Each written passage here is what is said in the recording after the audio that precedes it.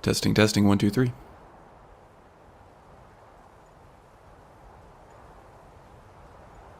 Testing, testing, 1, 2, 3.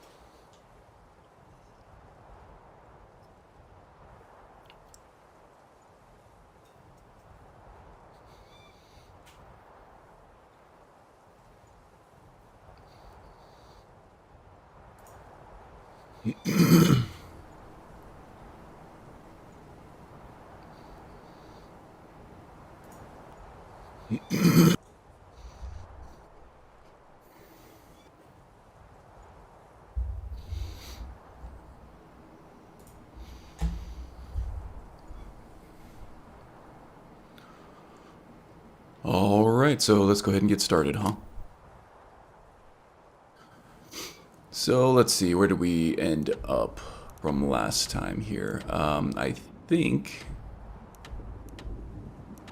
yeah, that's right. We took on Saurian here, who is a recruit for the Helgen Guard.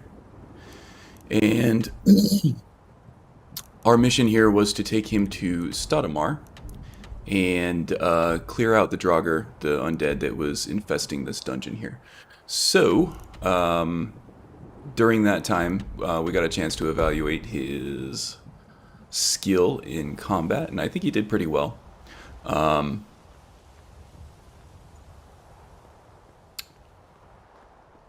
Yeah, his sister was actually pretty tough as well. But he is also doing quite well in the combat department there. So it seems like they were raised, training with the sword quite early. And I think that they will make a valuable addition to the contingent of guard in the budding Helgen guard crew there. But now on our way back to Helgen here, I think we're just going to run through Bleak Falls Barrow. Oh boy. Yeah, we're going to run through Bleak Falls Barrow on our way back, grab this golden claw for the merchant here in Riverwood. And I'm actually kind of surprised that I haven't done... hey, Barrow, how's it going?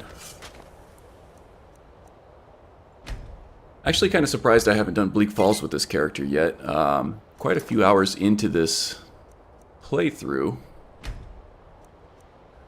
Wow, 68 hours into this thing already? That seems like a lot. But it doesn't really surprise me. Yeah, 68, almost 69 hours into this. Ooh, 69 hours. Yeah, almost 69 hours into this playthrough, and I haven't done the sort of maiden voyage for all new characters, which is Bleak Falls Barrow.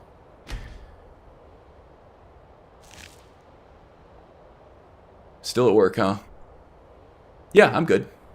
Thank you for asking. Oh, that's fine. No problem. Not much of an audience here today, but, you know, if I just have to talk to myself for a while just to get a video up on the channel, that's fine. Not a problem. I don't know if there's much of a an incidental audience, I would say, just happening in with Cyberpunk being the biggest new thing out right now, but still want to play Skyrim and add to this character's story and adventure when I can. Keep the channel alive, you know. I also switched to OBS for this live stream too, so Bad time to get lost, friend. if you do stick around for a while and you hear some crackling, let me know, because I would really like to be able to. Whoa! I would really like to be able to eliminate GeForce Experience, either GeForce Experience or OBS from the possible causes of that audio crackle. If that makes sense. I did do a test stream. Yes, playing around with OBS today, and I was messing around with the settings a little bit in a test stream earlier in the week, and I did just a private test stream for about 40 minutes or so. Nothing exciting going on. Nothing was actually central to this playthrough. Actually, reloaded a save from before that, so nothing happened. But I did stream for about 40-45 minutes. And I didn't get any crackle at all, so that's looking promising so far, but we'll see. I guess the proof is in the pudding here. We'll know in about 30 minutes or so whether my audio crackling is here to stay or if that's been adjusted, or addressed anyway.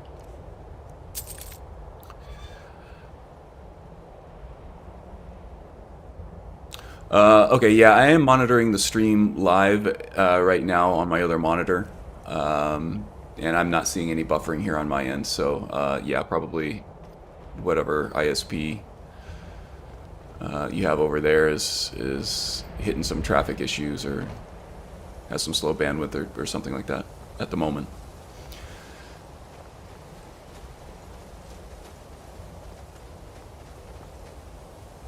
Hopefully it's not too much of an issue and it clears up soon.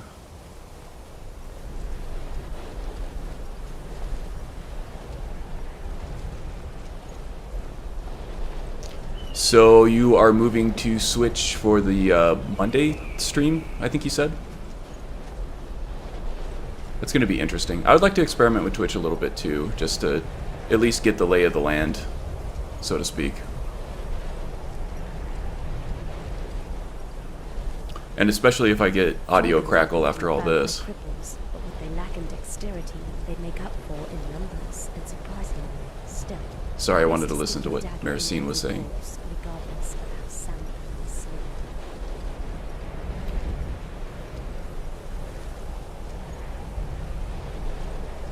2 or 3 small buffers. Okay, well that's workable, I think. Would think it is shadow play stuff, to be honest. Yeah, it could be. Yeah, so during the test stream I was able to adjust things like bitrate, and I got comfortable with the YouTube streaming site, which I haven't used. GeForce Experience would just take care of all that for me. All I had to do was, sign into YouTube through GeForce Experience and click Go Live, and it would take care of everything for me as far as the stream privacy and all that, and all the settings and everything were predefined in the preferences. So there is an added step, at least setting up the stream before you connect your streaming application to it. And to be honest, the quality is a lot better than I was having last time with OBS, but I was actually able to switch back to the NVIDIA encoder, which wasn't chosen by default. It probably should have been. That's one knock I have on OBS. But even with the NVIDIA encoder actually uses the GPU like I would expect it to, so I'm not getting a huge draw on the rest of my system resources. I'm able to play at a high level of performance locally here, so I can do the legendary difficulty stuff, which is good. I feel like that's kind of a staple property of this channel, is the high difficulty play. And yeah, it's leveraging the GPU for that, so I'm not getting any kind of extra drag on system resources like I was last time. And I've also set the bitrate up so that the quality looks better on stream than it did last time as well. But it's still not as good as I was getting through GeForce Experience. There's just, I don't know, a little bit more artifacting and almost ghosting when I'm moving the camera around that I wasn't seeing in GeForce Experience. But it's really minimal. It still looks pretty good for a live stream, I think, and it's acceptable. Especially if it gets rid of my audio crackling. Let's see here.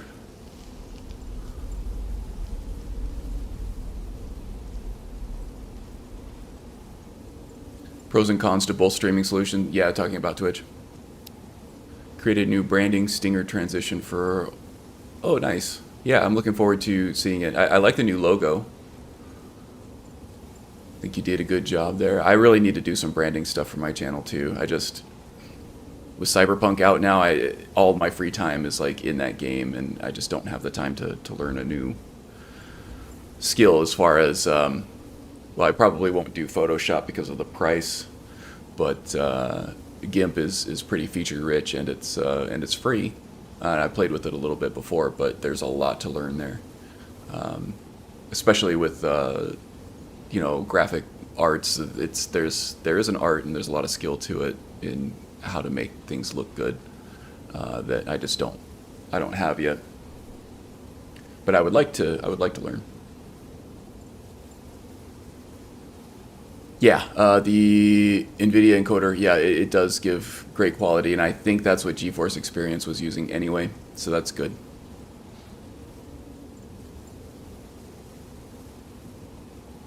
Okay, good. Well, I'm glad it looks good to you. I mean, I'm just watching on a tiny little screen on my off monitor, so I can just see the chat and everything. And the quality looks good to me on a very small viewable surface here, but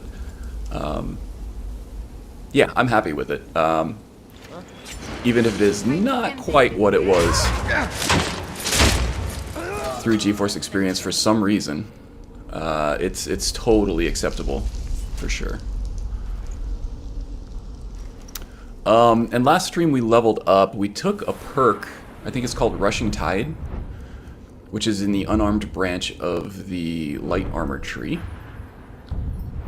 And this boosted our, oh no, Breaking Waves, not Rushing Tide. Oh no, that's fine.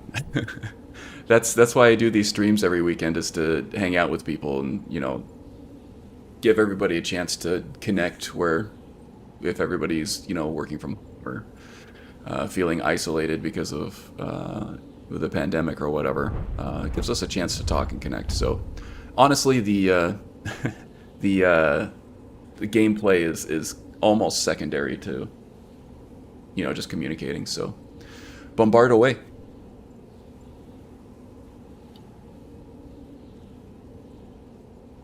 Affinity products. One-time payment. Oh, yeah, that's nice. The premium, I'm sorry, the Adobe Photoshop and even Premiere, it's the subscription model. That's what kills me. If it were just like a one-time purchase of, you know, even a couple $100 or so, I'd be more likely to use it. But everything's going to subscription model these days, and it's expensive, right? I mean, it seems cheap because you're paying less money every month, and it's affordable to people who don't have, like, you know, money built up. But yeah, it's just indefinite payments are just not my style. Okay, so yeah, last time I did level up and I took this perk here. Unarmed attacks have 15% chance of critical strike that deals damage to 40% of your current stamina. If you're affected by War Dancer, every hit is a critical strike.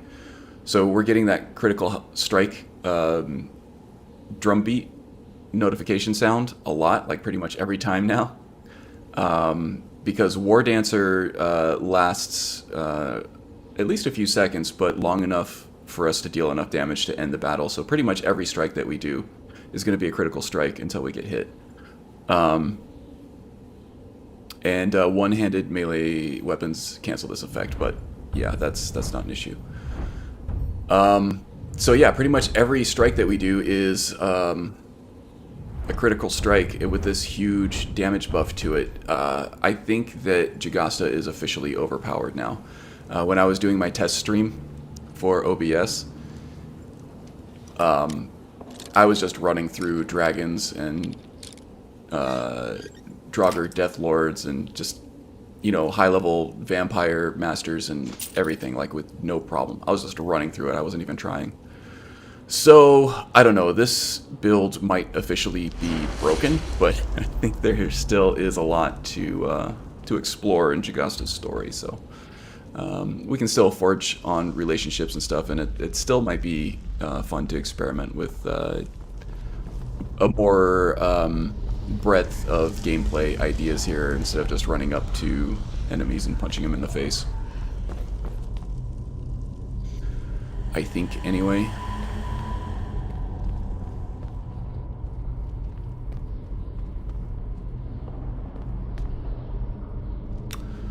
Yeah, it's not too much if you're using it on a regular basis, at least when you go into the video stuff. Yeah, especially if you're using it professionally, I think the cost is easier to justify. But if you're just kind of like messing around with it, I mean, I go into, I imagine you're kind of the same way too, based on what I've heard from your habits with taking on hobbies and stuff. I'll go on a big kick of learning a new skill, and I'll be all about it for like maybe a month. But once I feel like I've gained like a proficiency in it, or at least a basic level of proficiency, and the thing is less of a mystery to me, I become a little less interested in it, and then I'll move on to something else. And at that point, I feel like I would just forget that I even have that subscription active. And then I would just be paying, you know, however many dollars a month for basically nothing. A crit cat, yes, for sure. Break me off a piece of that crit cat bar. Oh, okay. I'm just going on autopilot now and just getting through this because I've been through it so many times. I almost just went ahead and solved that puzzle without thinking here. So we got snake, snake, whale, obviously.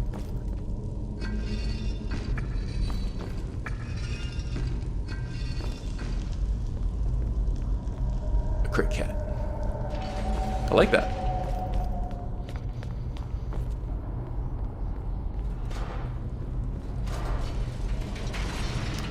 Yeah, I mean, like I said, right, pretty much every new character, this is like, oh, did Maricine just close this on me? You doof. I've had Zora do that too. She just can't help herself sometimes, she just throws every switch. Don't do it. Alright. Something about the 3D NPC AI or something, I don't know. Could be AFT too, I suppose. Ooh, pickpocket. I have been training in pickpocket a little bit. I'm trying to get that disarm stuff up and running. Jagasta is almost to the point where, you know, progression is going to have to switch modes between trying to just make him strong enough to survive on legendary difficulty to, like, what kind of creative stuff can we do? And at that point, I'll probably start switching over to some just dungeon clear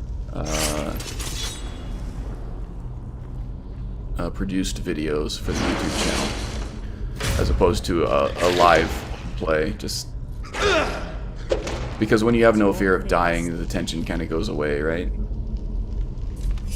Even in terms of a role play. I think it's kind of interesting how roleplay can be affected by gameplay at that point. If it's just too easy, there's no tension, and it's a little less interesting at that point, I think.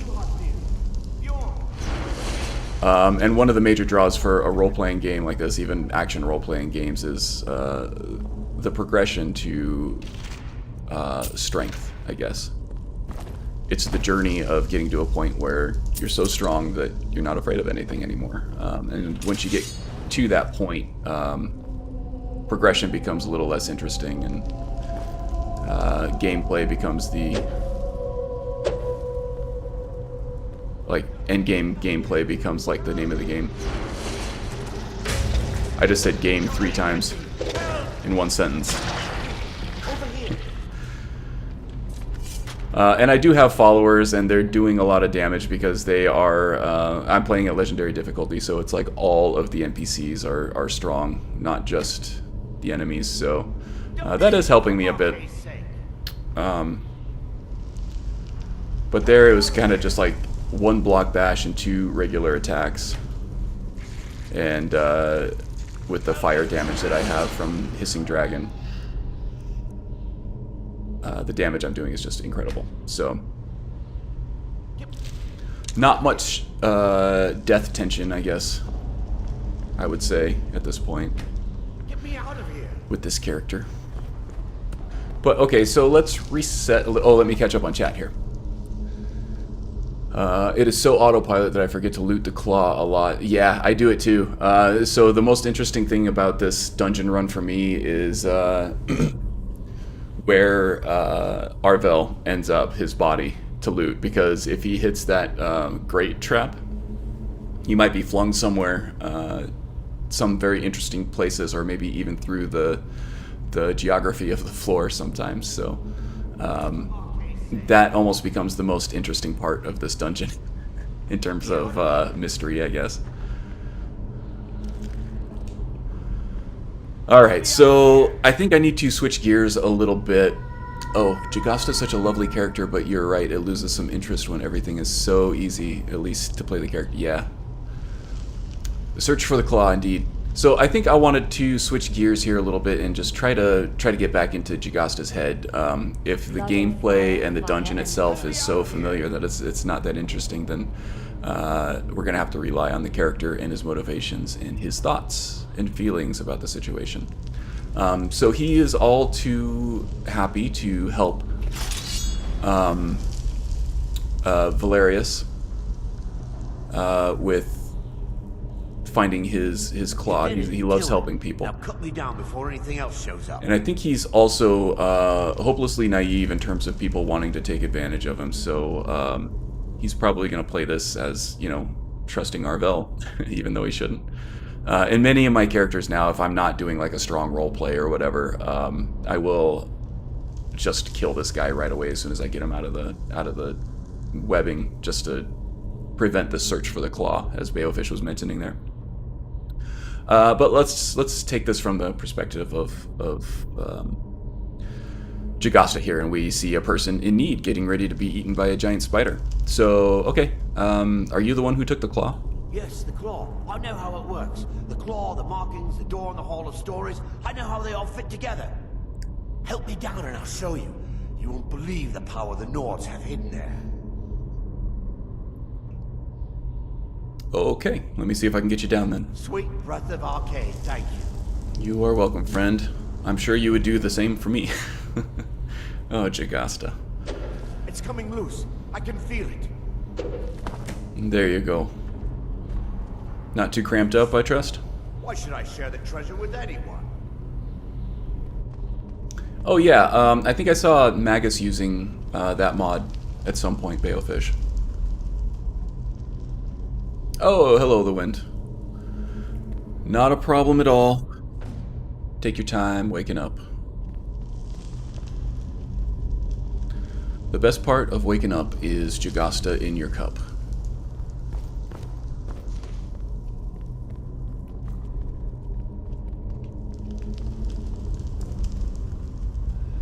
I'm pausing for a laugh track there. Laugh track / applause.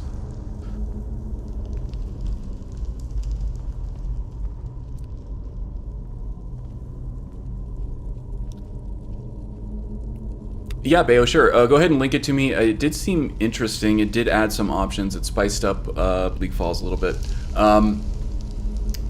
In terms of changing, fundamentally changing some of these dungeons, though, I'm a bit hesitant to add something like that. If it changes dialogue options and story options for Arvel, that would be good, I think. Alright, where did Arvel go? Oh, he got slaughtered by the Draugr this time. He didn't get hit by the Grate. Alright, let's see if we can take these guys out stealthily here. And our cover is blown at this point, so... Okay. Too easy. With this advanced unarmed combat mod with the blocking and bashing, bashing becomes very powerful because it takes on a lot of the perks from Ordinator, from the perk tree there. So not only is it your fastest attack, but it's also it also causes stagger, so you can stun lock with it, which is an extremely powerful combo on its own. But now it does like just about the same amount of damage as a regular unarmed attack, and sometimes even more depending on if you have good bashing perks from the block tree.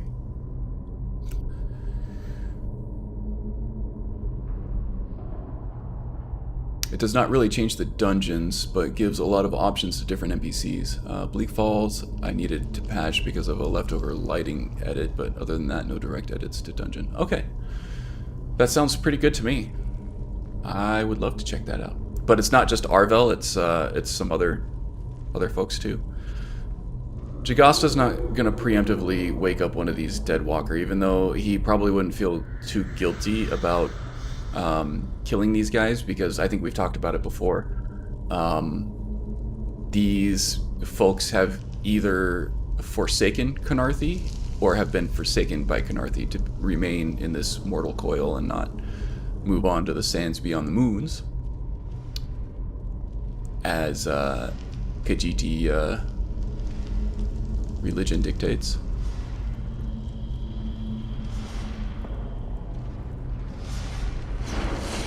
I don't think we're going to get out of this one, though. I'm not going to be able to sneak through those swinging blade traps.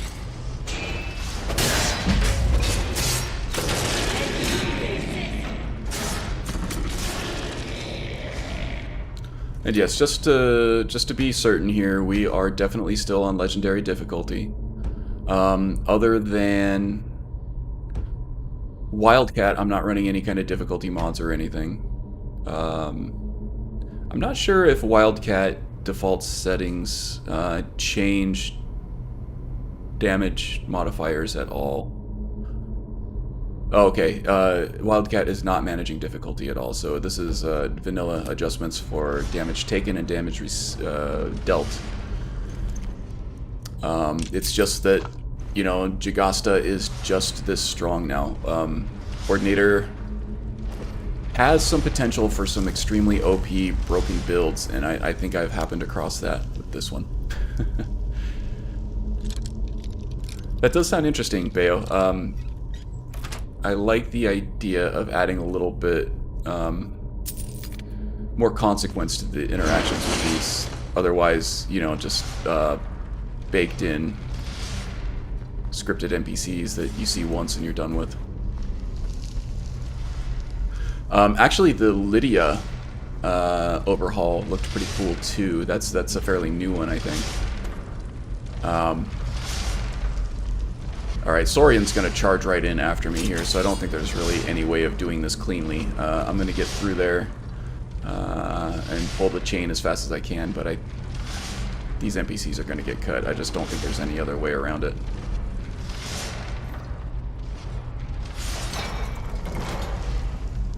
Wow, that's a miracle that he did not... Oh, he did get cut a little bit. Just didn't hear it. Okay.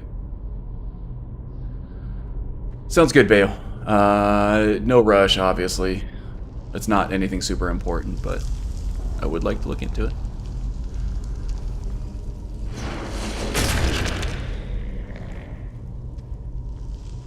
Now, I wonder if my hissing dragon melee fire will ignite this stuff. Let's find out, shall we? Oh, I think it only procs in combat. So, no, I guess not. But this does. Wow, that was way off. I don't know what happened there. Oh, sorry, guys.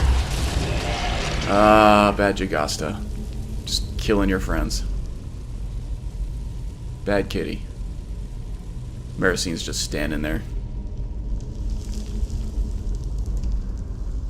Not a great move there, Maricine. But, you know, if you're feeling chilly, I guess it's good to thaw out.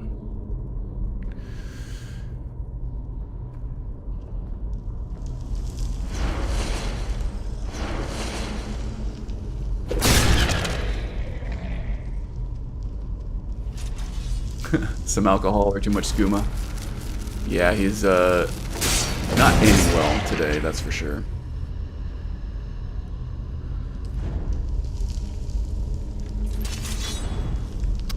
I guess I could focus on my destruction skill a little bit instead of being so overpowered with my unarmed skills here.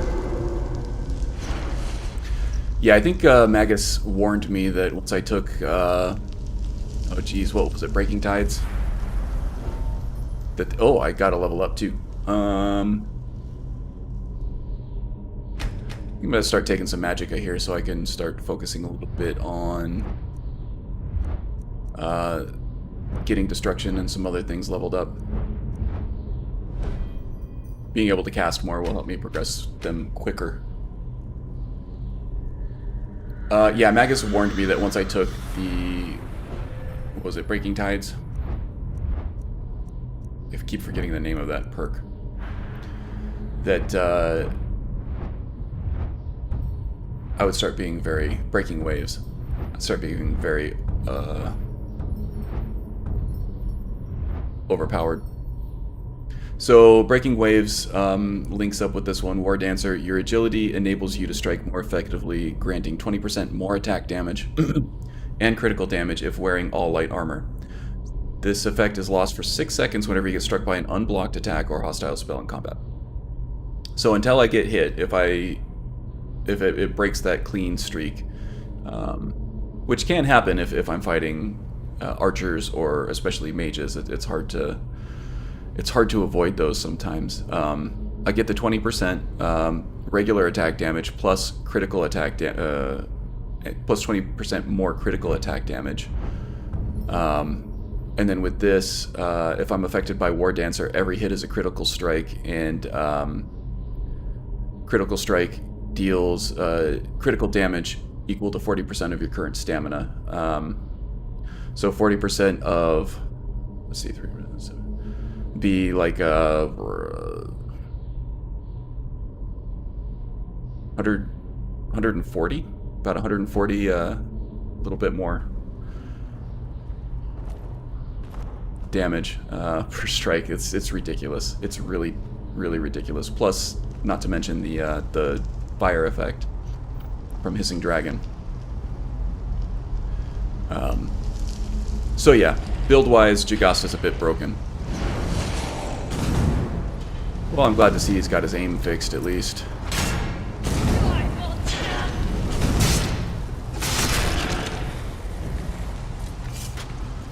Yeah, and by taking sort of a more support magic casting role here, it'll give us an opportunity to further evaluate Saurian as well. But just like his sister, for somebody who's not wearing armor and just has a one-handed weapon, he handles himself quite well. And I think the Helgen Guard will benefit greatly from having him aboard.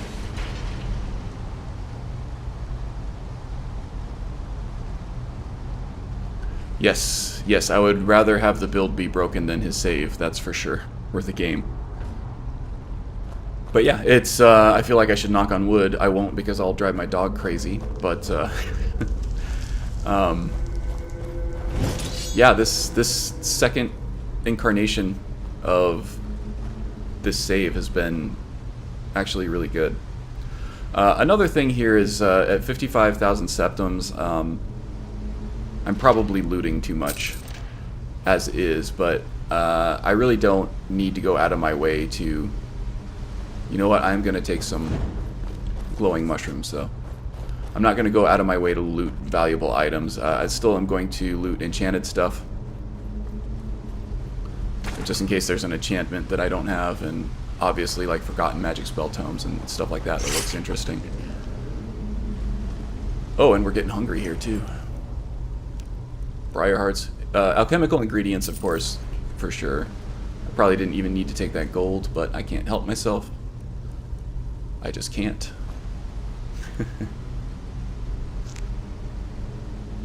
Ooh, that's very bright with the night vision on, isn't it?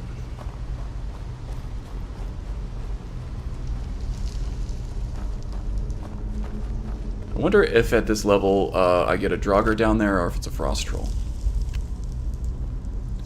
Frost Trolls are usually fairly tough enemies, especially for an unarmed character, light armored.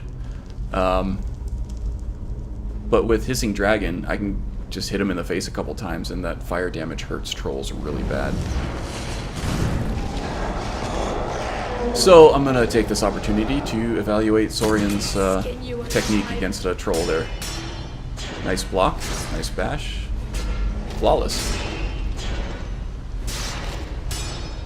He overstretched himself a little bit there on that power attack, but can't really blame him.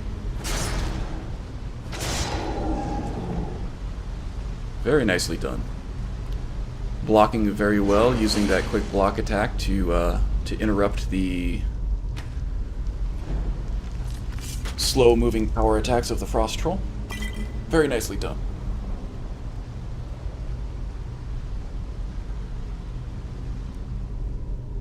Oh, mentally or so?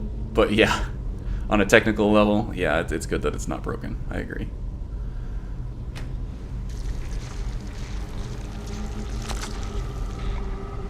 Yeah, not mentally broken. He, still a very well-adjusted cat, for sure. Which is good, because I really like Jagasta.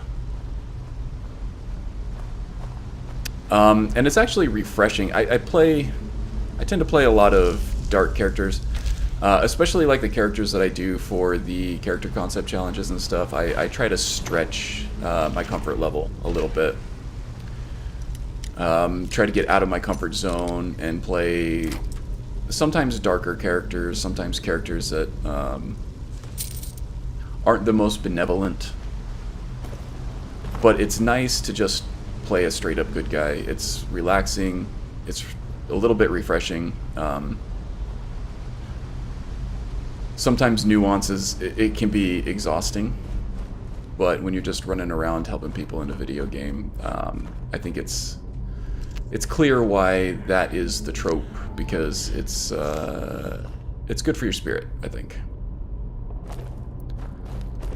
To play just a benevolent... I'm really working hard for this glowing mushroom, aren't I? This one glowing mushroom. Get it! There we go. Yeah, just to play a classic good guy is great. I mean, Jagasta does have some nuance. He's a bit of a fish out of water here. Doesn't really get the culture of Skyrim too much, although he is learning quite quickly. And he's making a place for himself in this new world. Let's see, do I even need night vision for this area? No, I don't.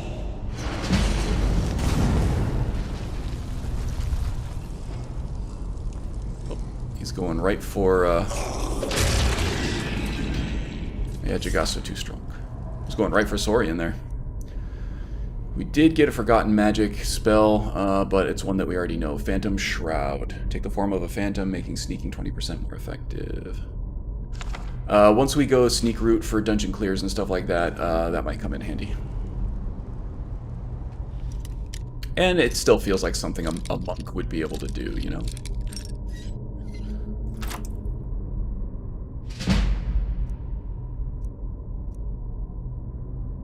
No, I don't need any of that. Good. Oh, that does remind me, though. I kind of want to hotkey some potions here, so I use them. Still no Phoenix Strike. Yeah, that's been kind of a bummer. Every time I loot an enemy, I'm secretly kind of looking for that Phoenix Strike spell tome, and I haven't found it yet. Which is funny, because every character that's not Jagasta that I play, they seem to find it fairly early on and fairly reliably, so... yeah, still looking forward to the day when I get to incorporate that. I think it will fit really well with this character. And for people who haven't used it a whole lot, I'm looking forward to showing it off. Yes, I certainly did. I used it a lot with Ashlander. Because he was so heavily melee-oriented. His only ranged attack was the fireball that he shot from his spear, and that had a kind of a slow cooldown on it. You can, but it's not reliably available, Wind. There are a couple merchants. I think there's one in the Bannered Mare in Whiterun. But they don't offer all the spells all the time.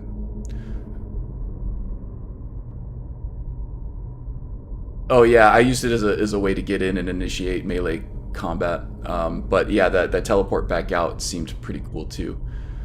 You were experimenting with a lot of crazy stuff with teleportation, which was really interesting. It's something I would kind of like to explore with another character. I do have like a Nightblade character in mind that uses invisibility and teleportation as his magic of choice. And then just that and daggers. And that sounds like a lot of fun. I think it would be a cool character for dungeon clears, for like cool dungeon clear videos, like a series of that as well. But also fun to experiment with in getting through the progression to that level. Yes, I know. Especially with Cyberpunk now. I have been feverishly playing that game with every like spare moment, I must admit. I think I have something like close to 15 hours of it, and it's only been out like, what, like 3-4 days, technically. Definitely need to get that in there. A lot of criticism about that game, but it's... I would say it's pretty much on par with the state that like Skyrim released in, which it wasn't completely broken for me. And The Witcher 3, when that came out, and even Grand Theft Auto 5 when that came out, it's not any worse than those games. And those games were all instant classics, so I think just the fact that this game is like so hyped, this is like the most hyped, anticipated game of this generation, probably for a while. It's easy to hate on, especially with the gaming pundit hate culture on YouTube and stuff like that. Hate gets clicks, so bait with hate, right? But yeah, I haven't had a single crash in Cyberpunk at all. I've gotten very few graphical glitches, and nothing game-breaking, nothing even really that annoying at all. The game is amazingly immersive. Only the main criticism I have is that even though you create V to your visual specification, to your visual liking, V is still V, just like Geralt is Geralt. It's not a play your own story, your own character type of thing. Your V has his own personality, and it's pretty strictly that way. So you're not going to play a character of your own creation, other than the way that they look. And you get to choose dialogue options here and there, but for the most part, they're fairly inconsequential. At least immediately. I think that there will be some long-lasting consequences, but we'll see.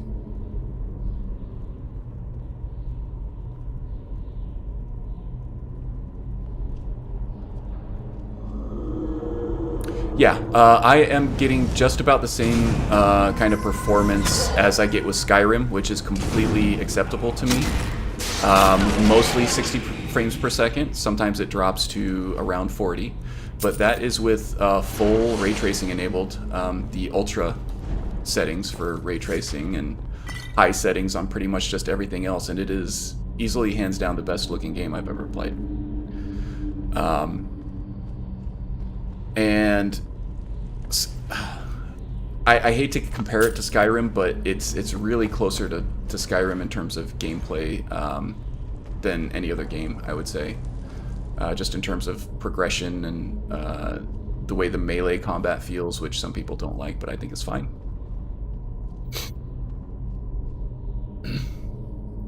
Yeah, well, Bayo, the game looks amazing without ray tracing, but when you have all the ray tracing on, it's just it's jaw dropping. I want to spend all my time playing the game, but while I'm in it, I'm just half the time I'm just gawking around at the city and the lighting and stuff like that.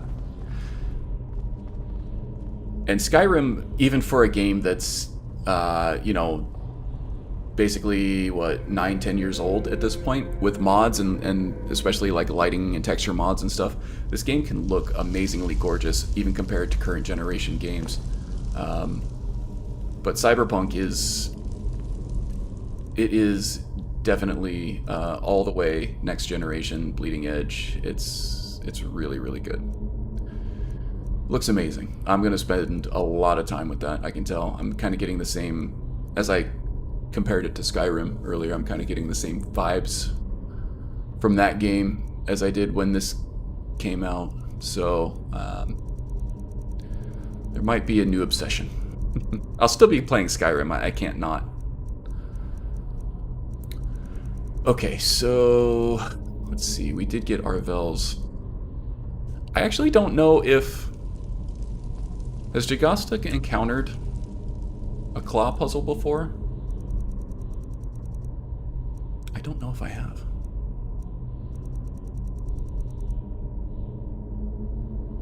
There was the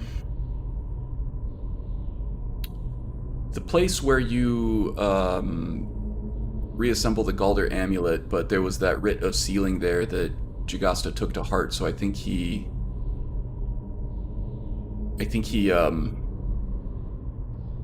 missed out on that one, and I can't recollect any other time when he's used a claw trap.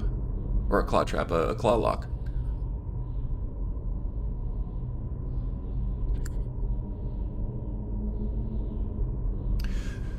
Yeah, and that's kind of seems to be the thing. A lot of people that I've been talking to about it have some really mixed feelings about it, and I think a lot of that stems from just the expectations that were put on that game, just from being so hyped for so long.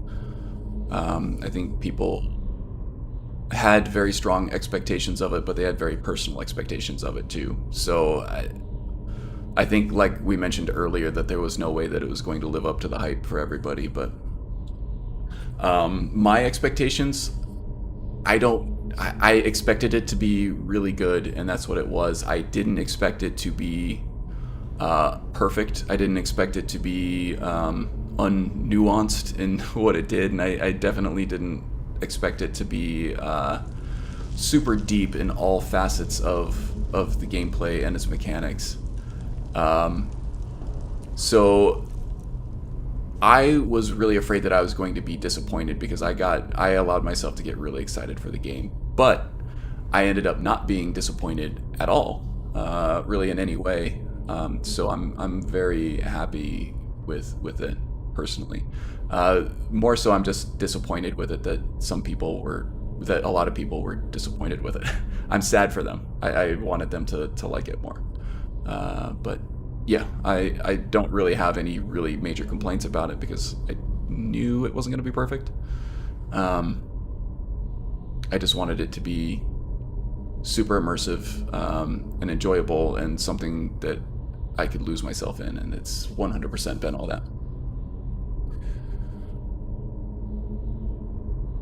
Yeah, I don't think the graphics were... If anything, the graphics were undersold, I think, by CDPR.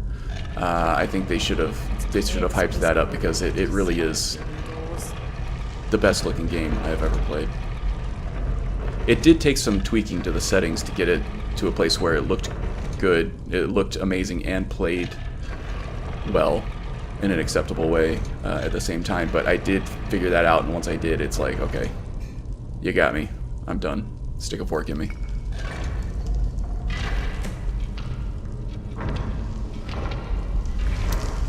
Yeah, those life paths, again, I don't know how all of these choices and things are going to pan out in the end, but except for some, inconsequential dialogue options. The life path itself doesn't really have an impact on the game, and that start was pretty short, and it didn't really go into too much detail about life as a nomad, which was my start. But I am interested in trying the other paths and seeing how those affect. Actually, the reflections there. So I'm running like full ray traced reflections in Cyberpunk, and it's you can basically see a mirror image of this stuff. So I've been kind of a connoisseur of reflections now in other games, and this actually looks better than I would have expected. It's not super accurate. Like, we're not getting a good representation of this pillar here, but we do get fairly accurate representation of the terrain and even like the word wall there and everything. Better than I expected. Hello, Magus. Welcome aboard, friend.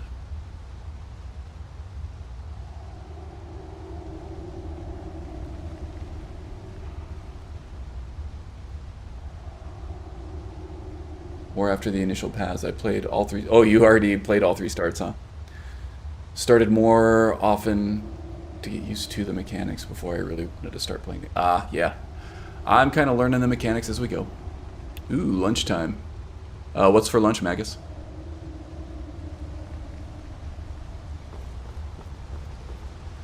I just had a big bowl of cinnamon life for breakfast, so I hope that holds me over until breakfast, till lunch. No more brainless looting. Okay, so Jagasta's not Dragonborn. He can't read word walls, but he can punch dragons in the face. Okay, so this is going to be a tough fight for Saurian. Let's see how he deals with adversity here. We especially want to evaluate his staying power. Maricine is not all that proficient at melee fighting.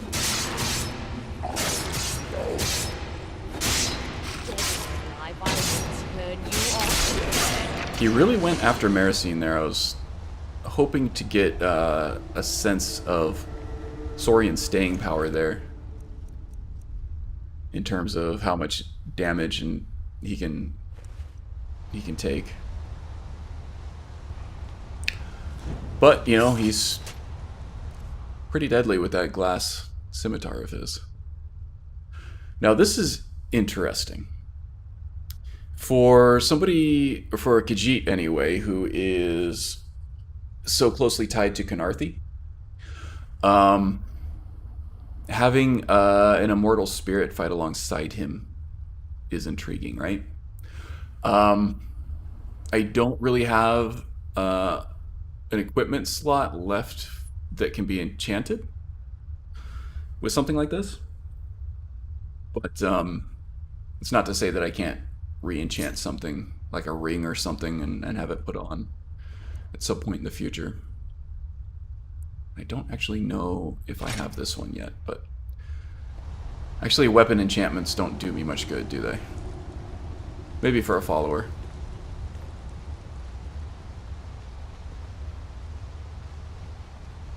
Hello, Skittles Kurta. How are you? Welcome aboard.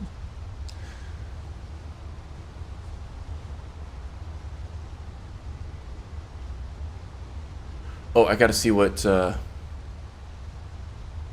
steak and eggs? For lunch? Well done, friend. Steak and eggs. That'll stick to your ribs, huh? Personal teleporter to grab one of Magus's steaks. Just make sure you grab the right meat there, Bayofish. We don't want an uncomfortable, awkward situation there.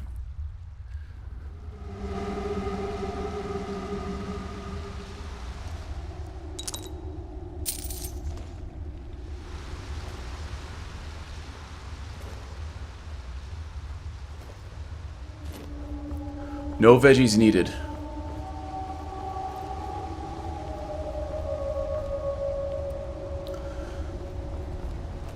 My kind of lunch. Lunch today, I think, is leftover pizza. The wife and I had been good dietary-wise all week, for the most part. And we worked really hard. So, we decided to celebrate a little bit with some pizza on Friday. Pizza Friday. But, as is the case with pizza, these days especially, our eyes tend to be a little bit bigger than our stomachs, so we have a whole lot left over. Which is actually by design too, because who doesn't love leftover pizza, right? Hello, Masky. Welcome aboard. Secondhand vegetarian, man, I've been there. Oh.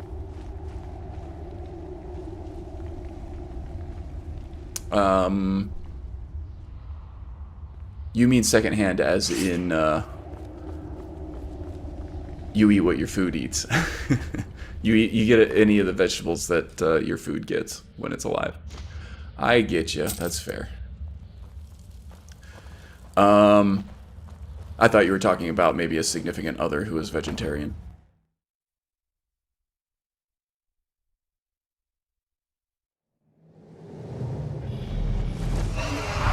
Oh, we got a dragon.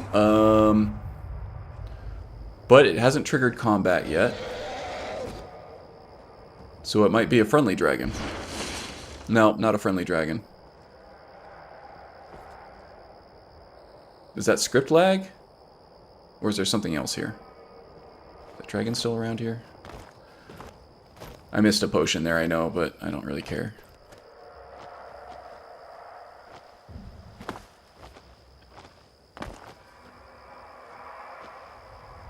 Is he coming back? I'm gonna have my ward ready just in case.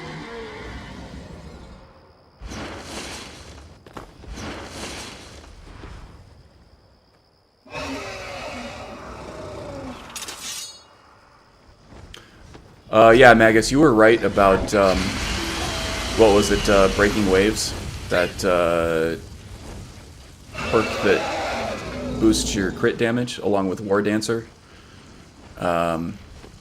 Basically, every strike is a crit, and the crit strikes are buffed. Yeah, it's overpowered. Jagasa's pretty much broken at this point. I could probably kill this dragon in 4 or 5 swipes of his claws now. It's quite ridiculous.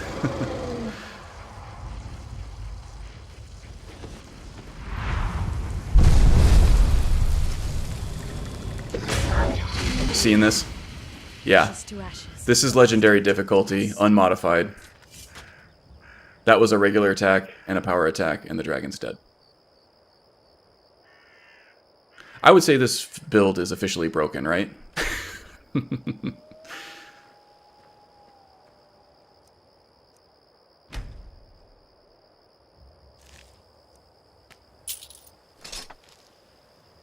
And just so everybody believes me. Yeah, Bayofish wants me to break him off a piece of this crit cat bar. Oops, not mod configuration. Legendary. And I am running Wildcat, which will affect difficulty settings, but I have that disabled. So this is straight vanilla legendary, which is tough.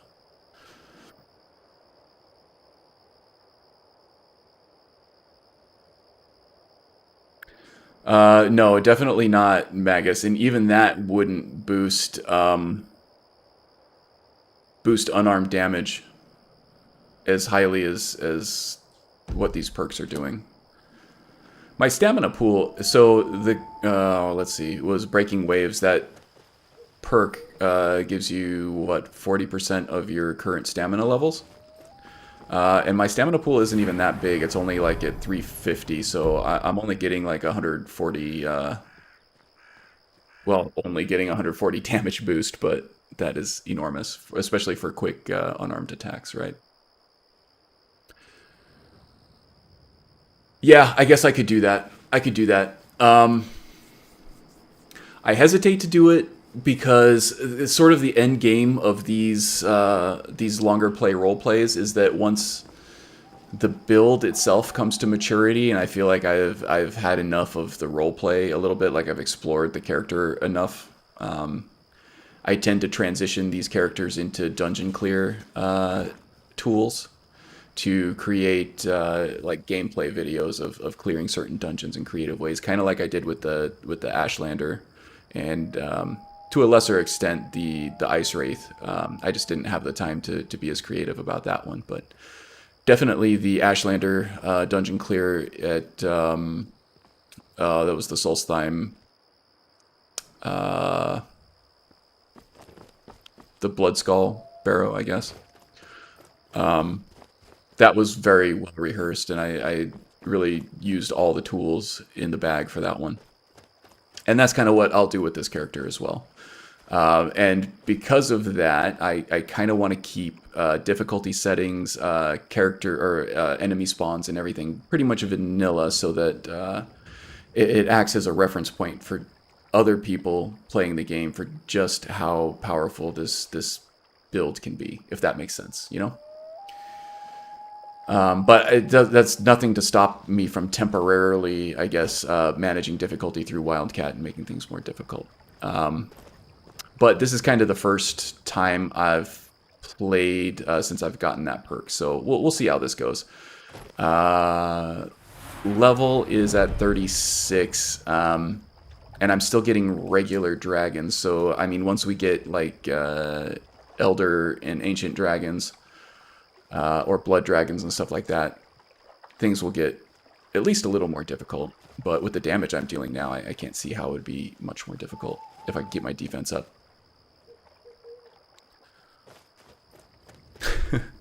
So it doesn't become boring, because that's what's going to happen. Yeah, so, I mean, for the time being, I've been kind of focusing on magic and taking a support role for my follower NPCs. Especially because now I'm playing the Helgen Reborn questline and trying to evaluate these guard recruits. So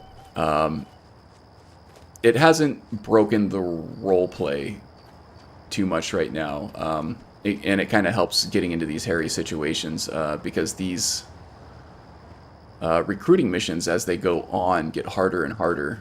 So it's nice to have some power to fall back on when inevitably your guard recruit goes down or disappears, as the case may be now.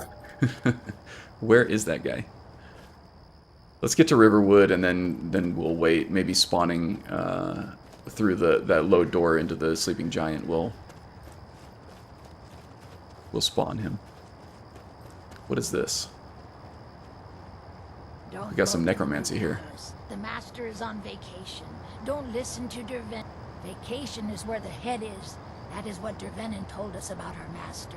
He's cozy in his solitude. Allow difficulty to be managed by Wildcat, then adjust. Yeah, that's kind of the plan here. I just got to get a feel for both the settings and how much it's going to take to get that on something that's challenging but not too challenging. I'll probably do that off stream. Run through a few dungeons and tweak the values as necessary. But yeah, we've been running for an hour and 18 minutes now. Are we getting any audio crackle at all? Is it still clear? Because if not, that means OBS is the answer. And I do like the new options that OBS gives me that GeForce Experience was not. Awesome. I haven't heard anybody mentioning any kind of audio crackle at all, so yeah, it sounds like OBS might be the answer. I do want to monkey around with Twitch too. I know Bayo is moving over there as well.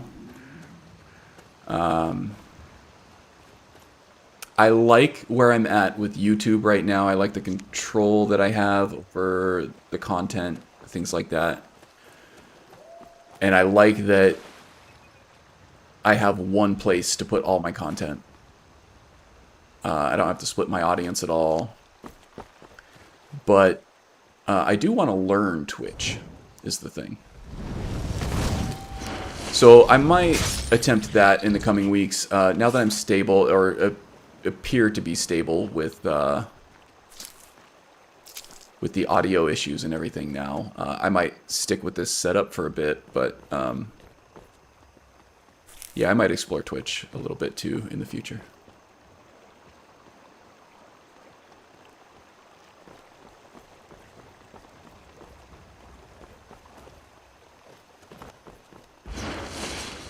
And yeah, it is nice to have options, and there are pros and cons. I do like the reduced lag on the comments in the chat. It's a little more real time for the conversation.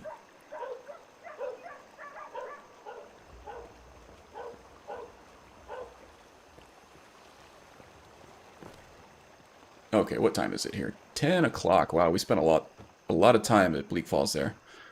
Helgen's not far. Oh, let's see here. We do need to return this claw too. Let's not forget to do that. Comes for this city, everyone's first instinct will be to flee, but you can't outrun the sky. That is true.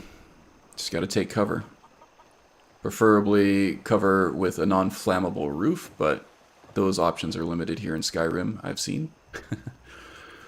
Yeah, so it's dark. Let's take a pit stop at the Sleeping Dragon here. We're gonna get some sleep, get some food. In the morning, we will drop off the claw with Luke and Valerius, and then march it back to Helgen. I know Helgen's not far, but it is late. We're tired. We're hungry. Let's get some rest. Why not? Come on in. We got warm food, warm drinks, and warm beds. Well, yeah, having options is one part of it, but also just learning for learning's sake is fun. Especially when what you're learning is fun. Okay, just a second. I gotta take off this hoodie. I'm sweating a little bit.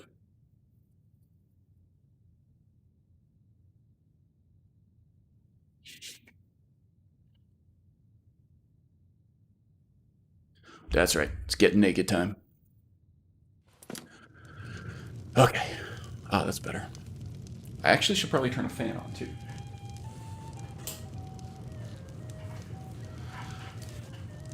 Sleeping with the window open half the night, and it got down into like 40 degrees. So it got quite cold in my bedroom, but now that I'm shut in a small room with a hot PC and no moving air, getting a little sweaty. Okay, let's eat.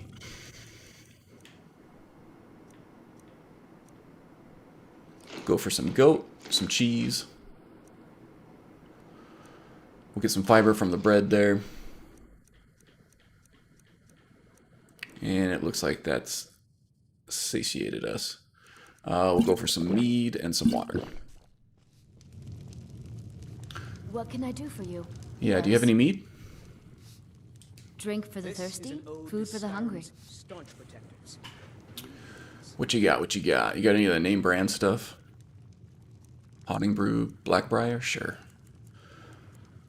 We'll go ahead and take 3 bottles of that. I'd better get going. Thanks, miss. Today's come and gone. You're that visitor been poking around. This one has done no poking around. I don't know what you're talking about. Anyway, Sure let's thing. rent a room. It's yours for a day.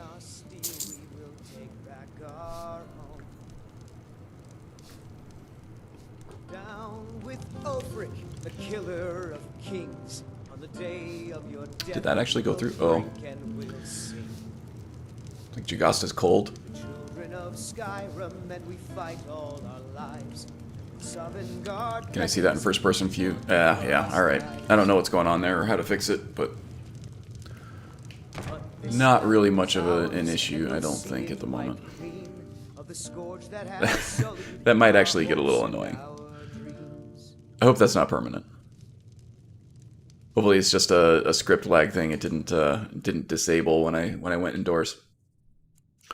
Okay, let's see. We're We've eaten. It's really late, so I don't feel like I want to start studying any spells at this point through spell research. So we'll just go ahead and get a solid 8 hours of sleep. We'll try to show up at the Riverwood Trader nice and early to drop off this claw, and we'll get on the road for Helgen and report to Course that Saurian is a badass. Oh, and I haven't meditated in a while. Did I miss my window? Is 6 enough? Like the Foyadars of the Oh, Red Azura is such a pain in the ass. She's a fickle mistress.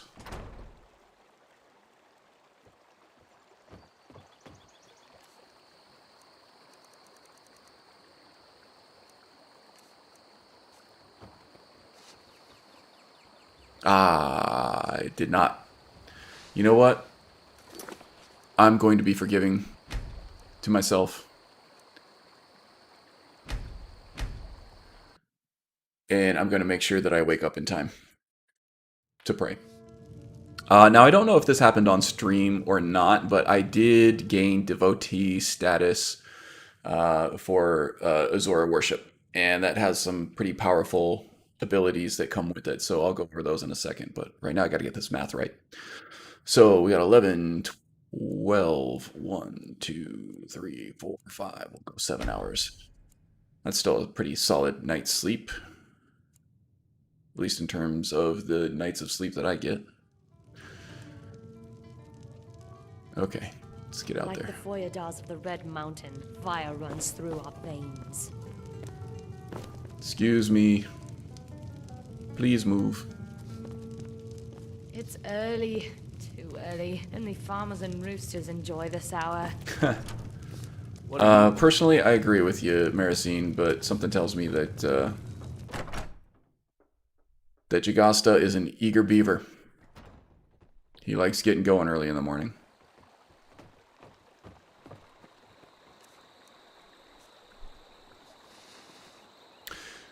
Hello, Mr. Monk of the Panicked Variety. Okay, so we're at 116% in our devoutness to Azura. And for being a devotee, in combat we can activate a person that is below 34% health, and that's based on favor, to paralyze them and bring them down to 1 health, and that costs 10 favor. So that is pretty powerful. The more favor that we can curry with Azura, the more health that they can have for this to work. They're reforming the Dawn Guard. Vampire So, something. basically an instant free paralysis spell. We probably have to be, well, we definitely have to be close enough to activate them, but yeah, paralysis and all the way down to 1 point of health. Pretty strong. Okay, Baofish. Listen probably in the car, so tell me some nice stories. Yeah, sure. We'll do our best here. Jagasta and myself. Let's see. Maybe doing some more video content for... Okay, yeah. So that seems to be kind of the workflow, right? Is a lot of people like to stream on Twitch, and then they'll put the archive on YouTube. I don't know. I might get around there at some point. I actually don't mind streaming on YouTube, but yeah, there definitely are some nice perks for streaming on Twitch. You found it. There it is. Strange. It seems Okay. smaller than Be safe. Have a pleasant commute there, Baofish. I'm gonna put this back where Safe it travels, belongs. friend. I'll never forget this. You've done a great thing for me and my sister. So, Panicked Monk, when are we going to see more of this Lucia business, huh? You've been teasing it for a while.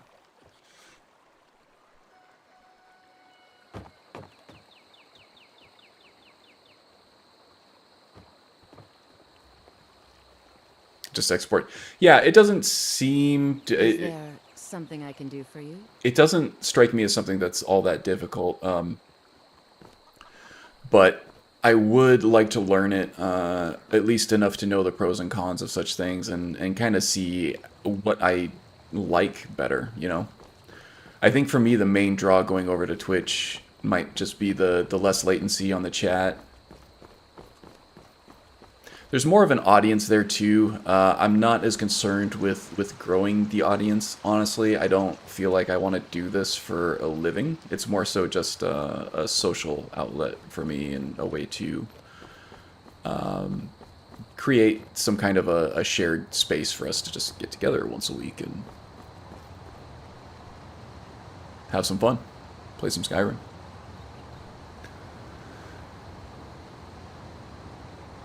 Panic Monk said it's called stalling. Yeah. Now, are you stalling, or are you just generally dragging your feet because you're busy and you're tired like the rest of us? Because that I can identify with. Or is this something that's like become like personal to you now and you're afraid to put it out there? Because in my opinion, pretty much everything everything you put out, not just pretty much everything, is pretty good. It's awesome. I enjoy it.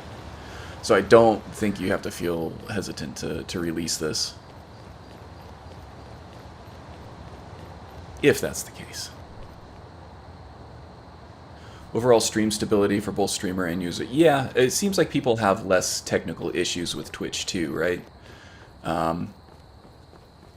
I mean, just between Bayofish and myself, I think there's not a week that goes by that one of us doesn't have an issue with YouTube, right?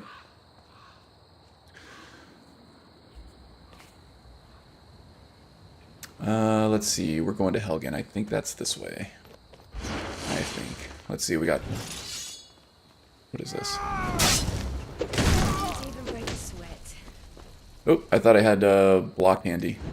I gotta make sure that I know that my fire spell is out. Where did this bandit come from? It is really dark. Let's put on some night vision here. I wonder if that bandit was chasing that fox from this little bandit encampment that's up here.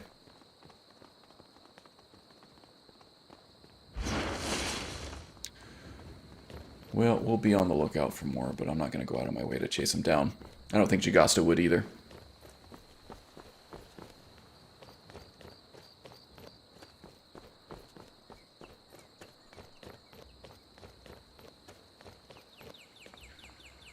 And I hope the stream quality is good. It looks pretty good on my window here that I'm monitoring. I did fiddle with bit rates and stuff like that to get OBS to a point where it was at least coming close to the same stream quality that I was getting with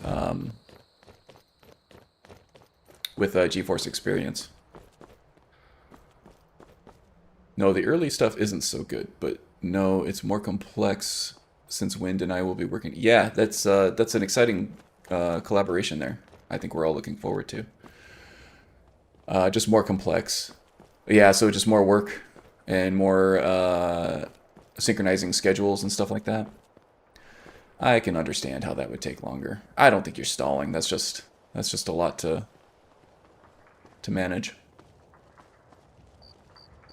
Is this the new Helgen banner here? I don't think I've seen this. Right, I've seen it. I don't think Jagasta's seen it. I like it. Some shades of Zenithar and crafting and hard work. I like it. Is it still too dark? Nah, this is good. Okay. Horst, nice backpack, buddy. Gently release the string. Going on a trip? Let Going on a hike? String hand follow the shot after you release. Nothing new to report? You are doing a great job with these recruits. Keep it up. The Draugr at Stodomar are all dead. Very good. How did the recruit do? Dude's a beast. Which is ironic coming from someone who is actually a beast.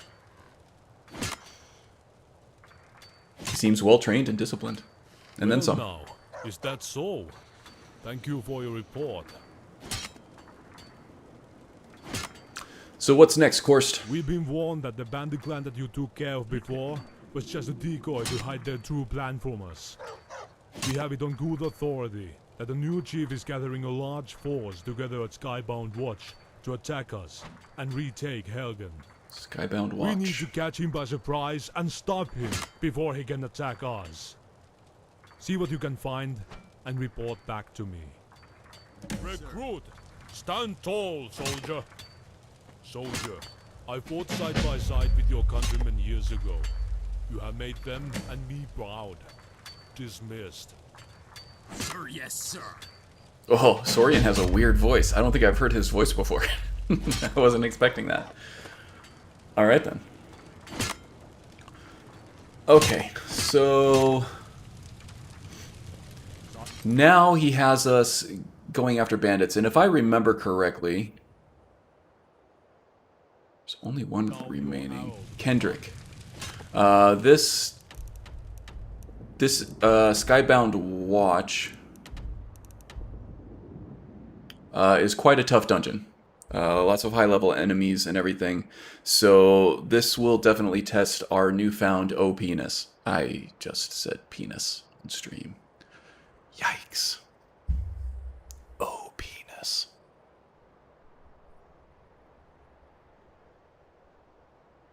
I meant the letters OP-ness. Just in case you were wondering. Yeah, so I don't know if everybody saw me take care of that dragon in 2 hits. But Jagasta is quite broken, even at legendary difficulty. But this dungeon is quite tough, if I remember correctly, so we may need that extra strength. But let's take a moment to talk with I wish Mercy. a long life to no one, lest they live to see dark times. It's been a lot of mod talk and getting our games to line up, and then character talk and circles of conflict and so on. Okay. So this collaboration is going to involve shared footage then, I guess? You guys are both telling a story in the... in a penal colony? I see what you did there, Monk. So I guess you guys are going to be telling stories in the same world? This is interesting. This is very interesting. It's almost like an epicosity thing, but distributed amongst 2 different players. That is kind of awesome, and I can see how that would be a lot of work. So this is Helgen. This is where it all began with the dragons. So it is. It must have taken years to build, and all but a minute to ruin. So long as dragons exist, all our castles are made of sand. Well, then we'll just do like we're doing now. We'll build them bigger, and we'll build them stronger. It doesn't matter. Sand is sand. The only way to keep it from toppling is to stop the tide. In any case, here, I found this bottle in one of the burnt-down cottages. A bit ironic given the name. Maybe you'll want to drink it when this is all done. Dragon Breath Mead. That either sounds really good or really bad. Hello, Calitran. Good to see you on this fine Saturday. How are you, my friend?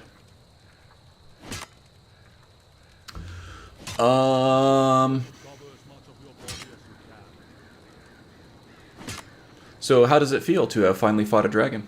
Or at least watch me punch a dragon to death. On the other hand, I know now they can be beaten. Fairly easily, too, from the looks of it, right? I'm tempted to say this, but I'm sure Jagasta wouldn't. Tired, but okay. Yeah, a little tired. Actually, I have some caffeine in me, so I'm doing okay at the moment. I'm glad you are doing okay as well. Hard to complain about the beginning of a weekend, right? The world is my oyster, at least as far as my front door goes.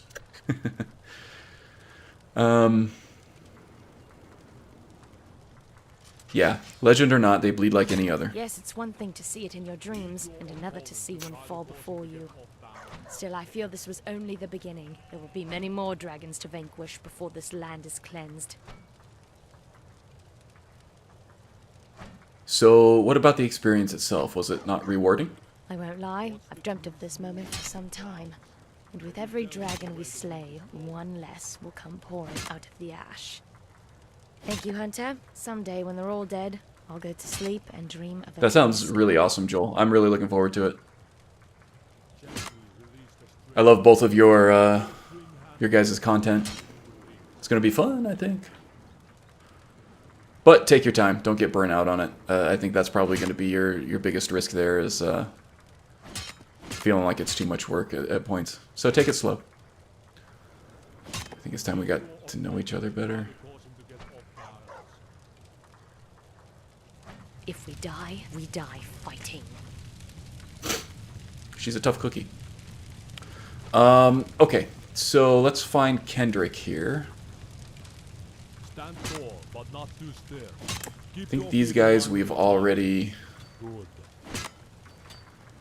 evaluated. Hello, Rumarin. Oh, there's Zora over there too. I'll take you guys on in a little bit, alright? I hope you're doing okay here. Geez, Zora looks so bored. They both look bored. I feel bad. Maricine's not going to stay put if I dismiss her. Well, she would, technically, if I told her to relax here, but I feel like her character is not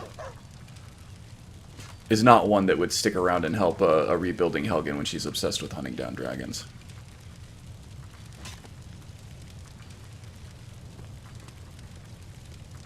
Okay. So once these guards are all set up and everything, I'll take you guys along with us, along with me for another adventure, okay? I promise. Please try to make the best of your situation here. And you know, if you gotta run off and bolt and do your own thing, then please do. Don't feel like you're stuck here. That's because I have no idea. Alright, alright. Enough having a conversation with a computer. How about that?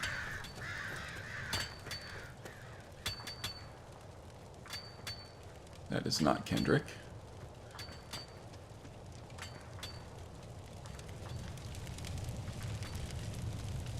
Hella, huh? Well, she is hella not working. Need something? You are hella not pulling your weight over here. Alright, I'll stop.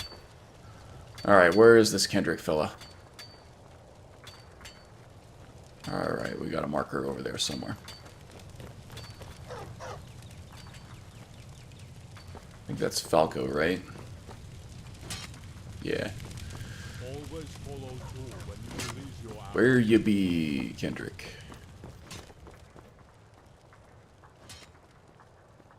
I think it'll be more than interesting to win. You guys are both quite capable.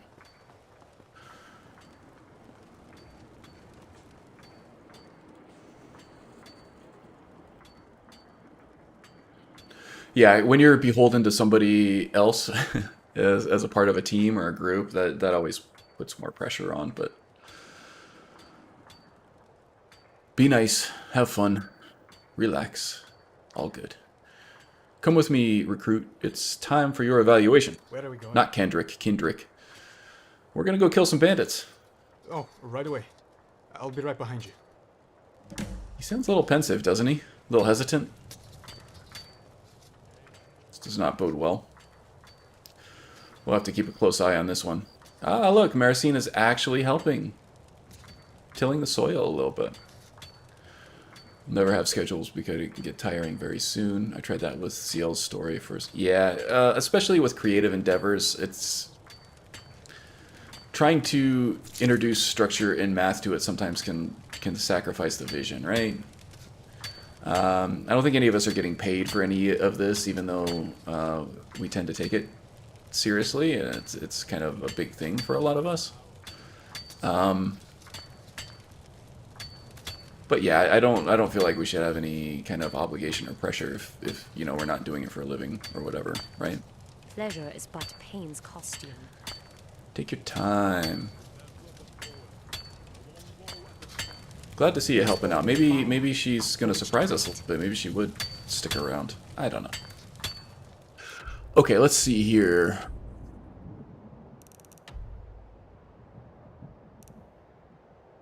Looks like we can take the road north. And it looks like there might be an entrance somewhere on the face of this mountain here. So let's keep our eyes rightward.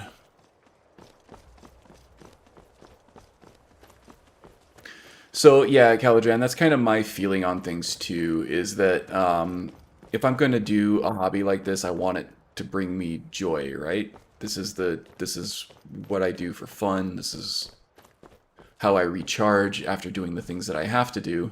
These are the things that I want to do. So as soon as that becomes something that I have to do, then it's not going to be fun anymore, right? So once you start, you know, keeping yourself to a strict schedule and everything, and it turns from being something that you want to do and something that brings you joy to something that you have to do, it's not going to feel the same.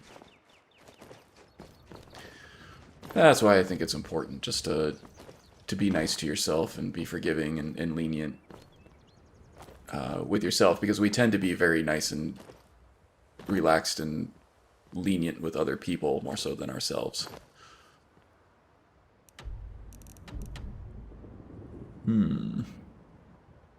This doesn't seem like the right way, does it?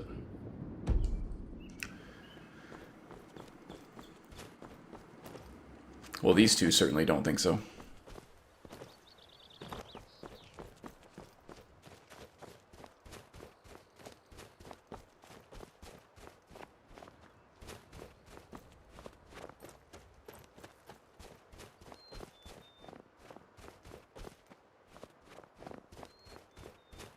Okay, so that's kind of what I was wondering. I know that Skybound Watch, this is the place that we're going to be going. I was kind of wondering if we would take kind of the entrance to the Stormcloak camp over here, but it looks like we cut in a little farther. So, yeah, thank you, Mr. GPS.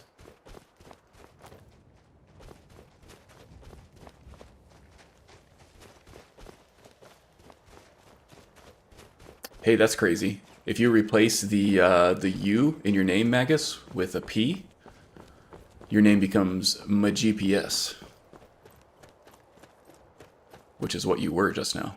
You were MaGPS.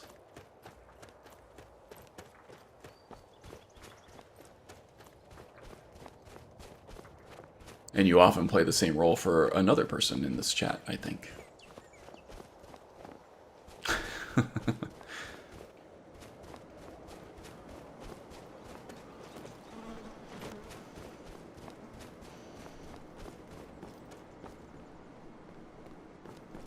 Okay, this looks like more of a worn path here, it looks like.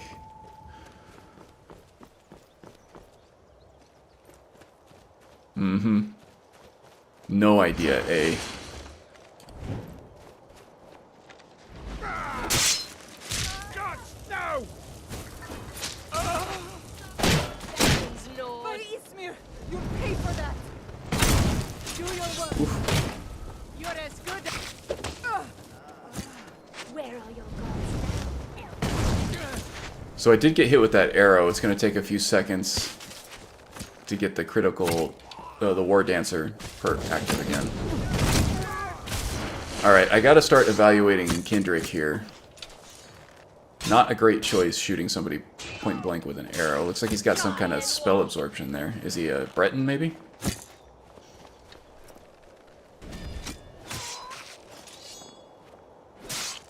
Making quick work of the mage there, that's good. This is the end, bandit. I like how Maricine does like the whole duck and cover thing when she's fighting with her bow. It's pretty cool. Nice touch.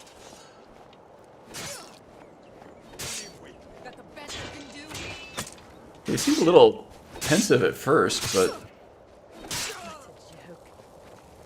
he seems not too observant. He seems fairly competent in battle, though. He can take a hit. Oh, he's not even taking much damage there either. Oh, nice shot, Maricine. Okay, let's look for some... We'll take the salt. I guess alchemy ingredients, so we'll take the beef too. The answer to the age-old question, where's the beef? I guess the bandit had it. Gonna look for some forgotten magic spell tomes here. Namely... Phoenix Strike, which I still haven't found, and I think would be a perfect addition to this character.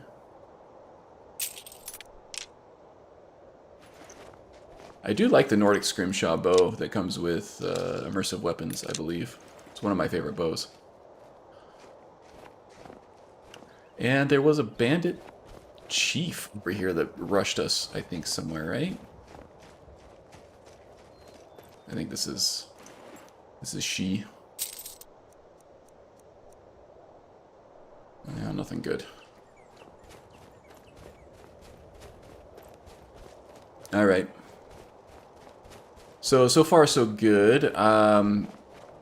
This does tend to be a tougher dungeon, as I said, mostly in terms of just population and distribution of the different skill types that these bandits seem to have. We had a good mix there of melee tanks, archers, and mages there, and they tended to spread themselves out quite well.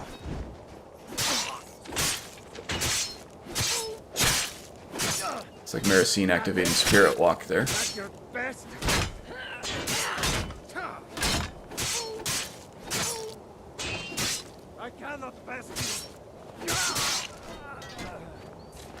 Well done.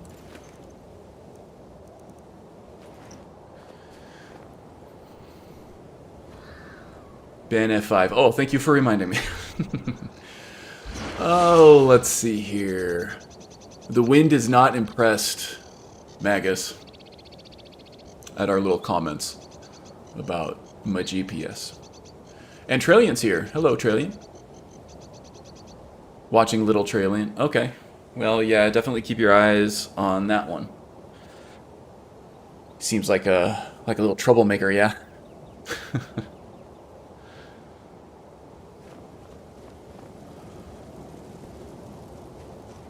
No, I'm sure he's a good boy.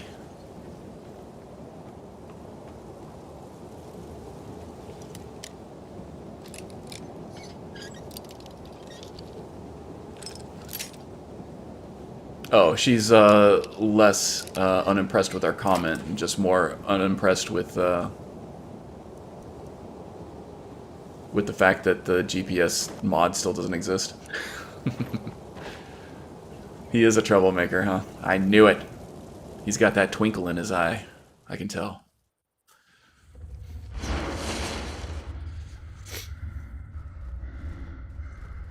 Now ain't this a surprise? Oh, we got a frost troll helping us out here. Good luck with that, bandit. Of course, I just blasted him with fire right away. Give you some help there. Ignite is not proccing. There we go.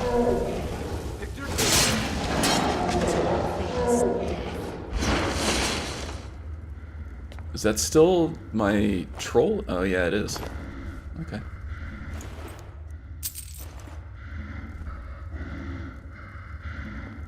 I guess I'm still technically in combat somehow? I guess so, huh?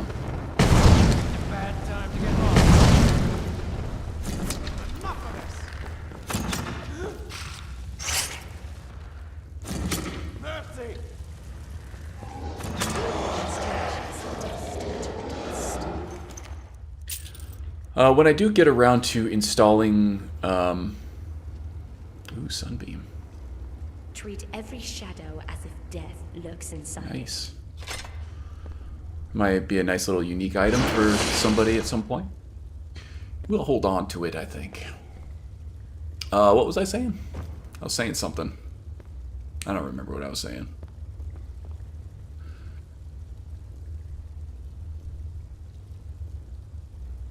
I have the feeling your PC might not ever show. It must be your voice, Mag. My GPS. Oh, I see, I see. You guys are being cheeky. Cheeky in my chat. Cheeky monkeys.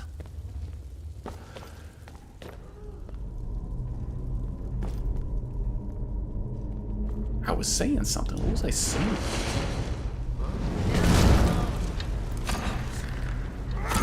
Whoa. Ouch. Ouch. Alright.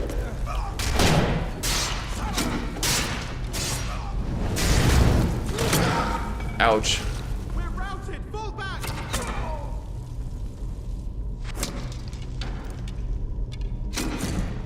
Not even worth mentioning.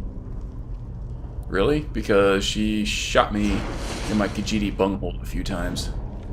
And I feel the need to mention that. Because it hurt.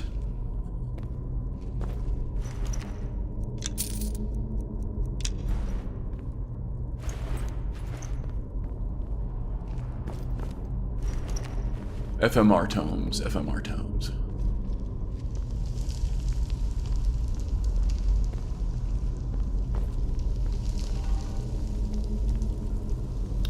Feel like there were more than just those two. There was the archer down there, but I thought there was another one.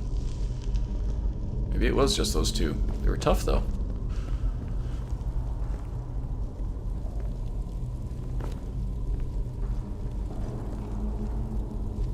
Okay, so this... Can't seem to find the lock. Oh, there we go.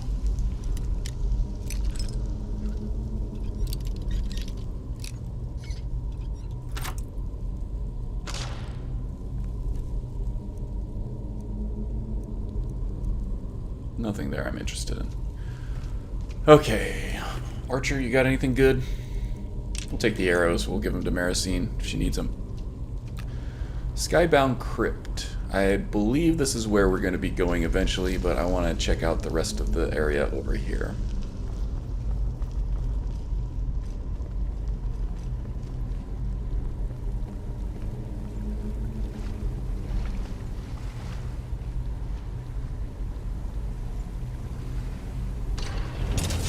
Ooh, a spider. Hello, Spidey. Die, monster!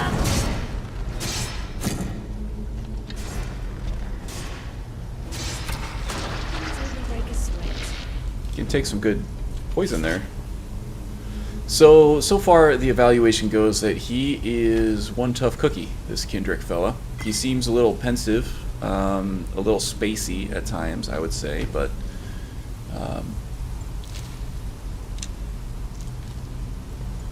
in terms of being a strong body to put in front of a door or something, I think he would be fine. But his flightiness might be a liability as a guard. I don't know.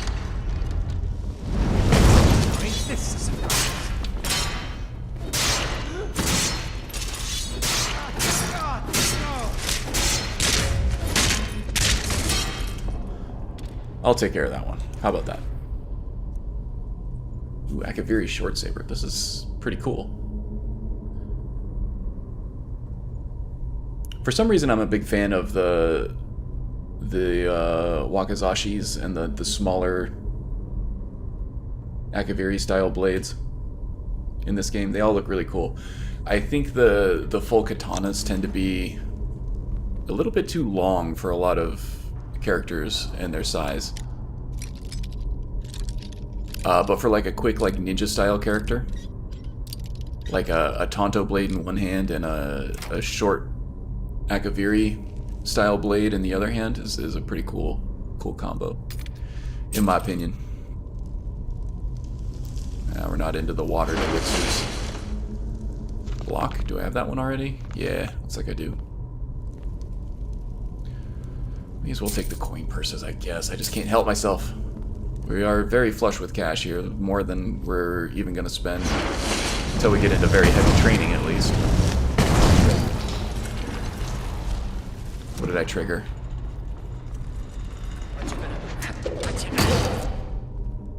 You're held to a burn with every blow I strike. It's a pretty gnarly looking club he's swinging at me there.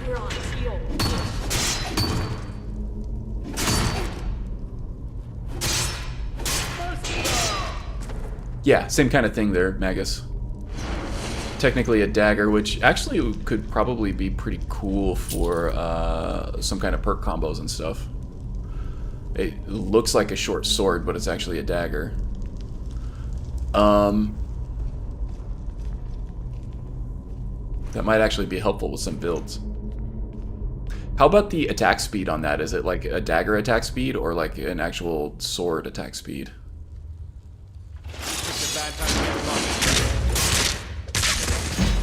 Well, he wasn't too observant either, was he? Oops. Swing and a miss. There we go. Let's see if I can ignite him for you. No. There we go.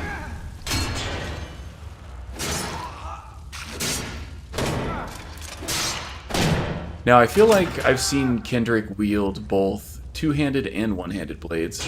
I wonder if he has a couple of them in his inventory. Maybe I'm just getting confused and I just saw a bandit wielding a two-handed sword at some point, but I feel like I saw him doing both. Same as dagger, same animation. So the attack speed and everything would be the same. That's actually pretty powerful. Because I think, I don't know how reach works in Skyrim technically. Maybe it's the same for... Okay, and this is the other entrance. May as well just make sure we're not going to get flanked, to make sure there's no contingency of guards or anything out here. Ooh, that's too bright. What the hell was that?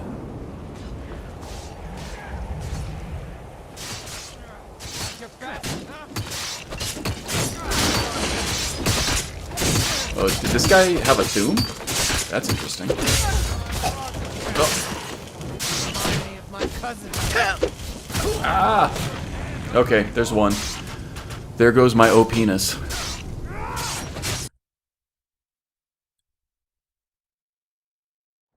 Yeah. There's actually the, yeah, you can reclass it as a one-handed sword if you want to. Yeah, that's something that's very easily done in the creation kit.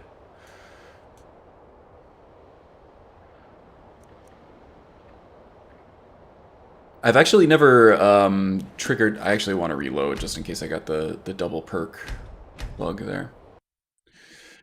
I've actually never followed up on this character. Every time I've encountered this character from interesting NPCs, I haven't had the prerequisites active to trigger his story or even his dialogue at all. So I really know little to nothing about him. Oh, they are just whacking him around.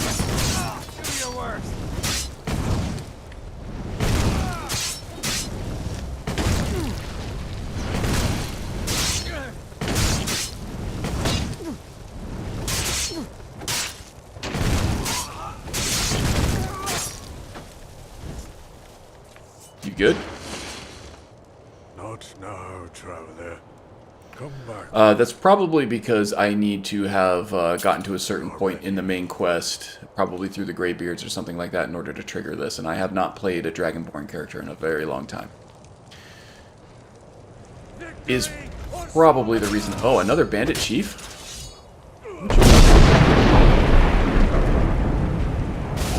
Ah! Alright. Why is he coming after me? Goober. Suplex. Ah, nice. Stop fighting the Greybeards.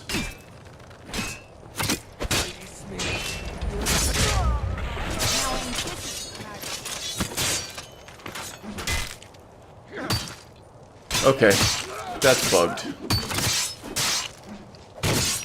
Let's make sure there is nobody else out this way, I guess.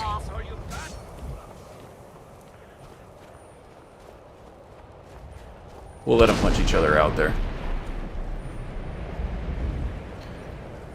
I really don't want to have to deal with it. Yeah, main quest. There is a lot of stuff in interesting NPCs that's tied to the main quest in terms of when it will trigger and activate for you. I'm gonna find whoever did this. They didn't actually kill that guy, did they?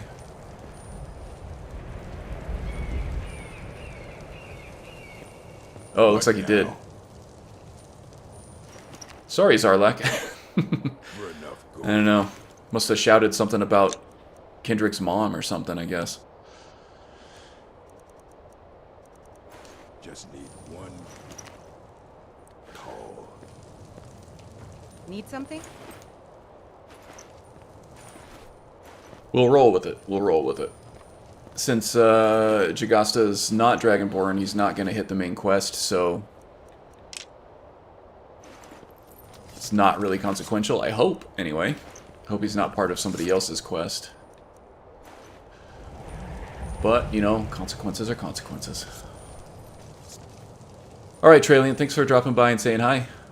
Have a good rest of your day and a good weekend, okay?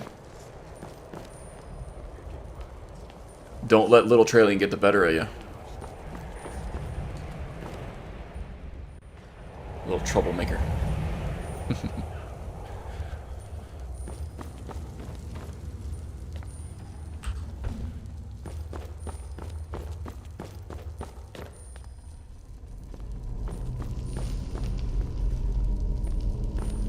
Okay, so now we gotta go into this crypt, I suppose. Where was that at?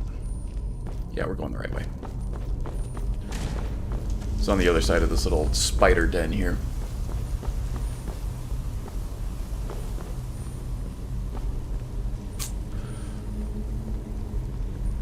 I wonder if me being in first person with just one spell in my left hand and that's it is throwing off anybody's OCD. Because the screen is very unsymmetrical or non-symmetrical right now. And I hope I didn't just trigger everybody by mentioning it, if you didn't notice. Oh,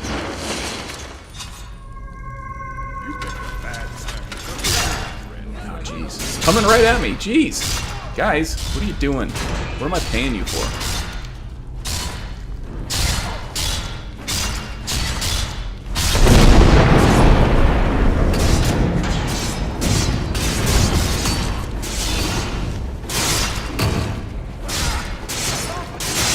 Ritual stone is too strong.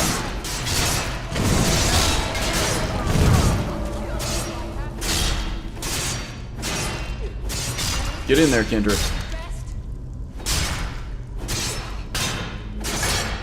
Looks like we dropped spear animations at some point. They'll come back. She's just swinging it like a greatsword. Healing touch. Doppelganger, whatever. Need something? I really want Phoenix Strike. I get disappointed every time I see a forgotten magic tome. Traveler, come back when you are ready. Well, that's interesting. Really want Phoenix Strike. I get disappointed every time I see a forgotten magic tome and it's not Phoenix Strike, I think is what I was saying. That would really round out this character a little bit more, I think. Traveler.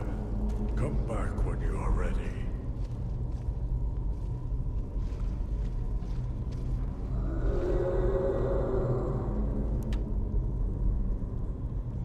Yeah. I love how it's indiscriminate about who it picks up. Could be anybody, even unique characters. I think it adds a nice little twist. It doesn't have to be just a generic.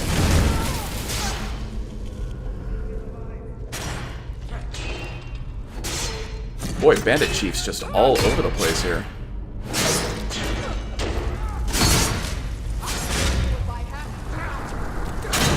Let me give you a little hug there. Ah! Yeah, this dungeon's tough. And it doesn't look like Stagger Pulse actually triggered there. I have that set up for a 1 second delay after a kill move that it staggers enemies in the radius, or within a certain smaller radius. But I don't think it triggered there, because they were just hacking away at me. Ooh, Cursed Rune. That's new, but not Jagasta's thing.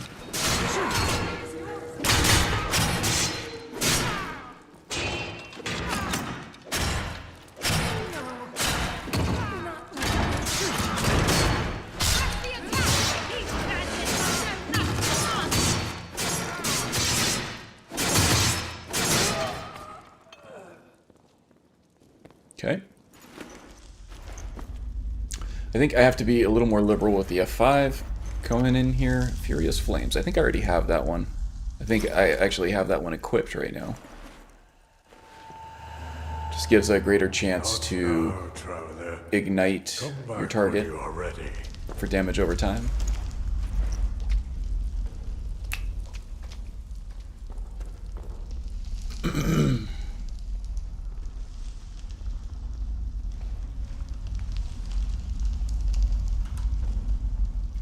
I think I got out of whack here with the...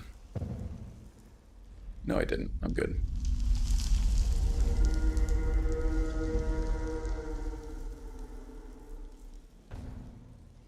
Okay.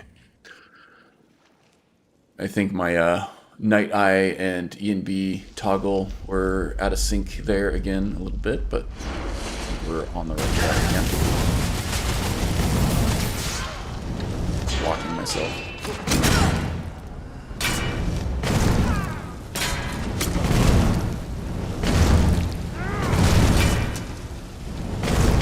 So many damn bandit chiefs everywhere. That's what makes this tough. Is both the quantity and the quality of the bandits here.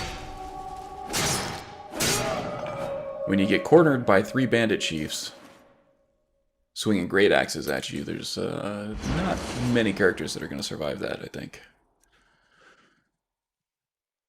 Interesting weapon there. They just took the swinging blade trap, turned it upside down, and made it a battle axe. I mean, it's not a bad looking weapon, and actually... nice idea. Touche. Oh, nice shot to the throat there. I'm assuming that was Maricine. Seeing as how it looks like an ebony arrow, and I don't think Kendrick has anything that fancy, but still, nice shot nonetheless. Quick save. Oop. Hey, what's up? Long time no see.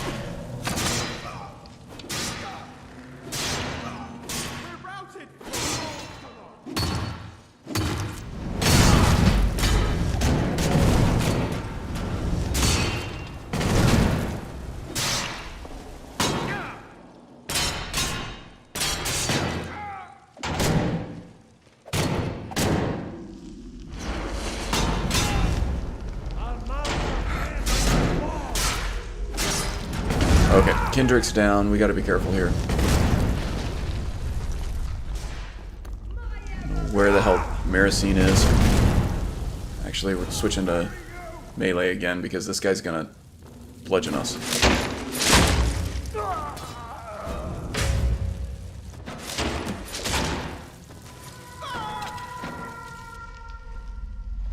Eat the back of my hand, bandit filth.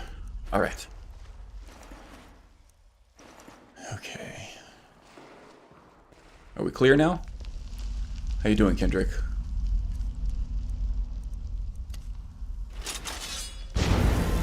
Let's heal you up. I wish a long life to no one, lest they live to see dark times. Well, that's both a nice sentiment and a very dark one at the same time.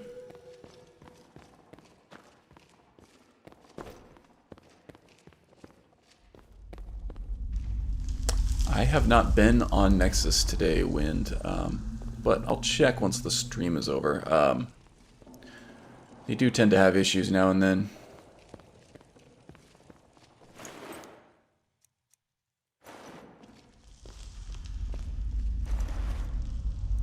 Ooh, Argonian Blade.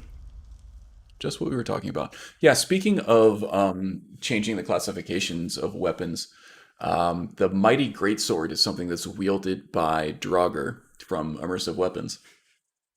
Quite commonly, actually. But that weapon is classified as a battle axe. So it kind of... It has some funky animations for a sword, so that's one thing I kept meaning to do, is go back and change that up in the creation kit. I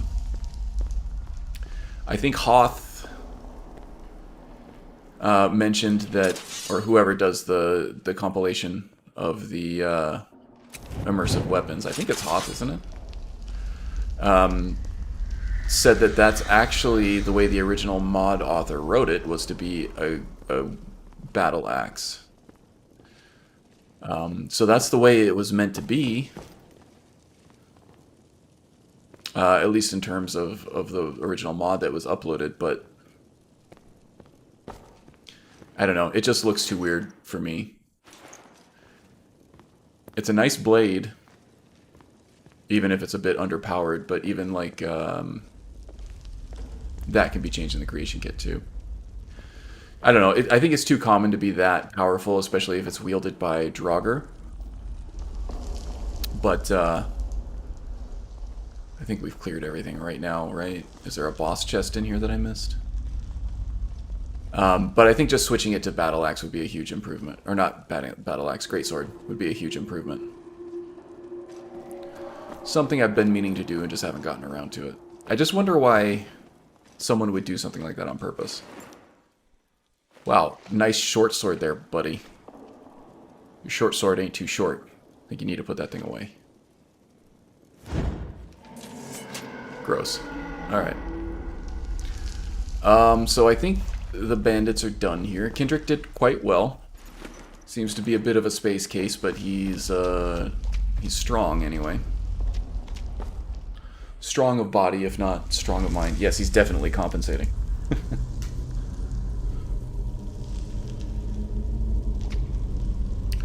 I don't want to take the short way out,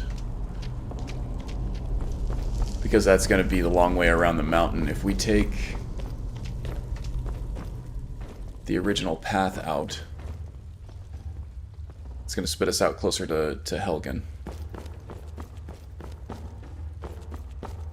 So let's do that.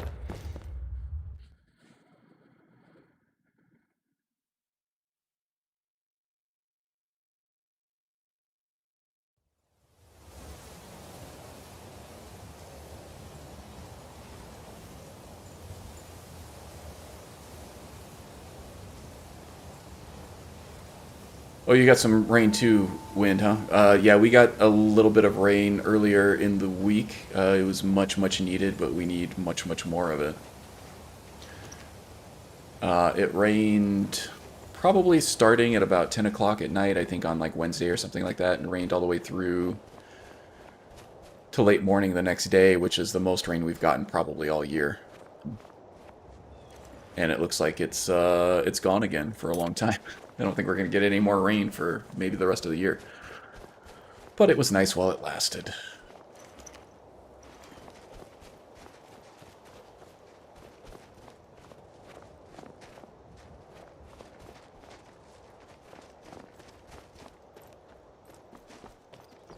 Man, I would love more rain.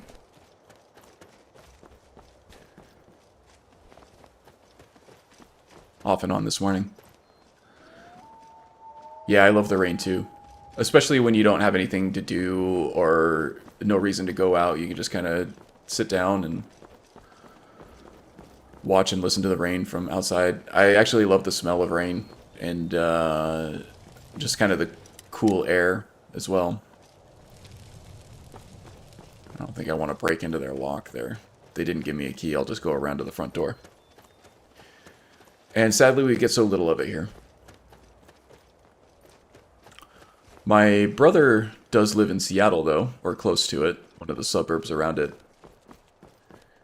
And we like to go visit him when we can, but travel right now is tough, obviously.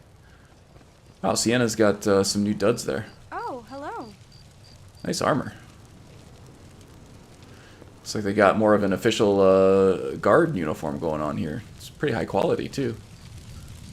I guess Marcus Janus is funding this operation quite well. Ooh, look at these. The healer's so talented they can heal almost any scar. I'm sure my Thane will find them for me. If something like that exists, Zora, I'd be happy to help you find it. Look at this. Ragtag group no more, huh?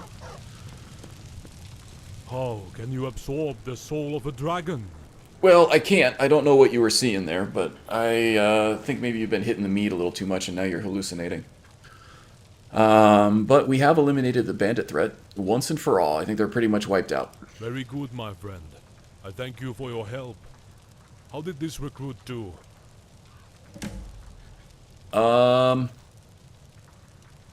mean, he fought well. His perception is a little lacking, maybe, so maybe not post him up on the tower, but a posting at a gate or a door would be perfect for him, I think. Surprising, isn't it? For no more training that he has, he's been a natural. Good job, both of you. Okay, so I guess that was the last evaluation. Do you need anything else from this one, yes? No, friend. Not now. But wait here for a minute. I have a little surprise for these recruits. Kindrick, get your armor from that chest and put it on and get in line. Recruits, fall in, front and center. Very responsive. Now then, each of you have gone through your evaluations and come back alive. Well done. Some of you had better reports than others, but you are all still alive and you are improving with each new day of training. But training and discipline are not always enough. To be our best, we have to be a team and a family. So today, you are no longer recruits. You are our gods. Today, each of you has earned your job here in Helgen.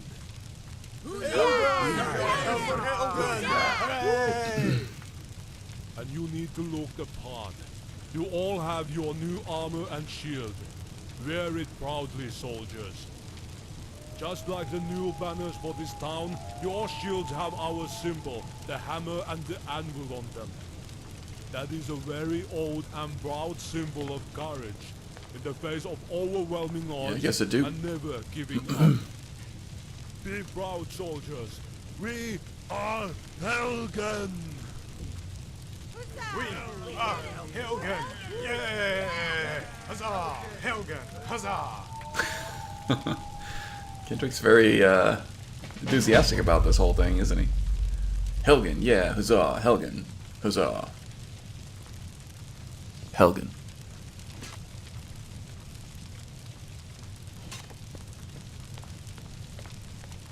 Oh, look at these strumpets come strolling into town.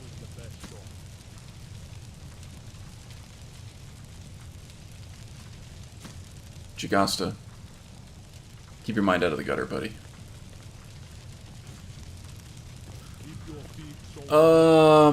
Okay, so what's next? Do we have a new quest?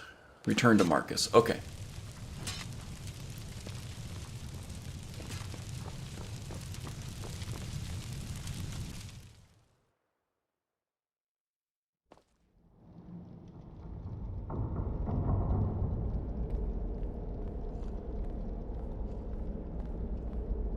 Oh, hello. Need something? Yep, so it looks like the guards are good to go. Excellent. Just in time. We have a surprise for you. You've done so much to help us that we all wanted to show you how much we appreciate your help. We thought a nice place to call your own would be a fitting reward for a person of your unique talents. So once we got the rubble cleared from around the door, we discovered that the central tower was completely intact and in great structural condition. You don't say. We added a few furnishings to make it livable, and I think you'll find most everything you'll need to make yourself comfortable there. And get this, we found an old armory downstairs, and a huge cavern below that. It was probably meant to be a sanctuary of some sort. Or perhaps it was used as a barracks for guards to sleep in. Anyway, you may wish to use it to store and display your belongings. Oh, and if you like trophies, Patsy is a skilled taxidermist and can mount many of Skyrim's creatures if you supply the materials he needs. Oh, hello, Nate. I don't think I have a mod list posted anywhere, but I really should get on that. You know what? If you give me a minute, I can share my mod organizer screen. Yeah? I'm using the old Tuco guide. This is a very old load order in load order years. Okay, let's see. That is very gracious, actually. I will go check that out. I'm very appreciative of that, Mr. Marcus Janus. Other than that, the cleanup is going exceedingly well. We'll continue to clean up all these debris and rubble piles. Once that's finished and we have all the supplies delivered, the actual construction can begin. Yeah, those chicks, right? Oh, say, speaking of supplies... I feel like they were turning all the heads. The lumber order is way overdue to be delivered. Oh, the lumber orders, I remember this. A man named Reinhardt. I already paid him a deposit, but he's failed to begin the shipments. If you get a chance, check with him and see what the holdup is. I'd hate to have to take my business to Riverwood, if you know what I mean. Alrighty.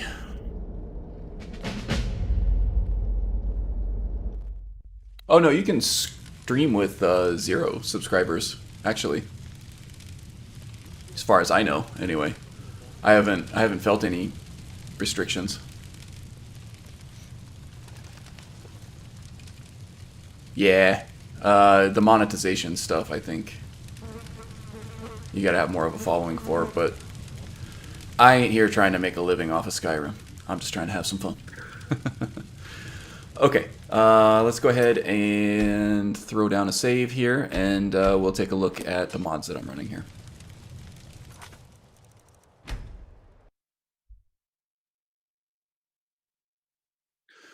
There are a lot. Let's see. I currently have in this profile 351. That's a little light compared to some of the new profiles that I'm running.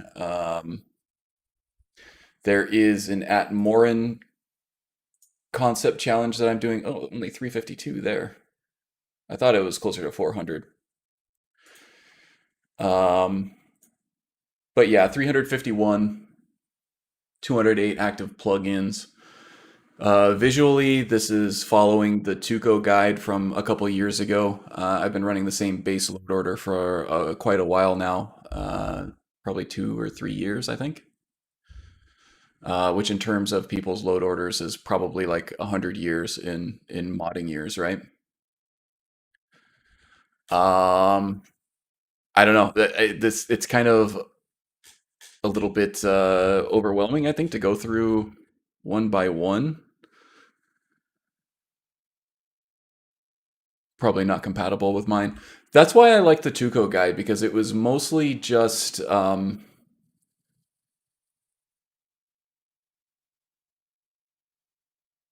see, you wouldn't be able to make a living from YouTube yeah, it's they're really stingy with their monetization. I mean, if you're getting tips and stuff, maybe, but people just don't go to YouTube streams to interact with streamers in that way.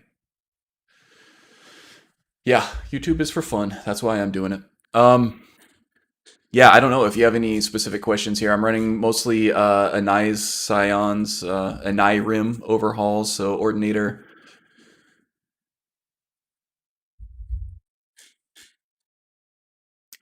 Yeah, Ordinator, Imperius, Apocalypse, a couple of other spell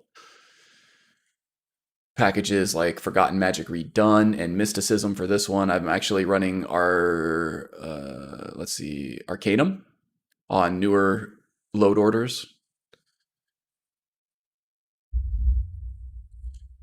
which is an awesome spell package. I highly recommend it. For this load order in particular, above and beyond that, I'm running some unarmed combat mods that allow you to block and block bash with unarmed combat, and I'm running patches and stuff to link that up with the Ordinator perks. So you still get all the perks for being unarmed, even though advanced unarmed combat, I think, technically puts a shield in your left hand. Just an invisible one, so you can do the blocking and bashing there. And I have a hotkey installed to go unarmed as soon as possible, so you don't have to fiddle around with a bunch of different workarounds in the favorites menu and everything to unarm yourself to get back into unarmed combat. And then I got some fancy kicks and stuff to do with power attacks there. that kind of rounds out the monk stuff a little bit with the different magic overhauls and stuff like that. The actual graphics overhaul, like I said, is pretty old. Older versions of Realistic, Water 2, SMIM, optimized textures and majestic mountains and everything. I'm running Obsidian Weathers along with the NVT, Natural View, Tamriel, ENB, older versions of all of those. The Helgen mod is Helgen Reborn. That one's actually been around for quite a while, but it's not always been in the most playable state. But I'm running an older version. I don't know if they've updated it recently. But yeah, Helgen Reborn. Basically, it adds quests in to rebuild Helgen after the dragon attack.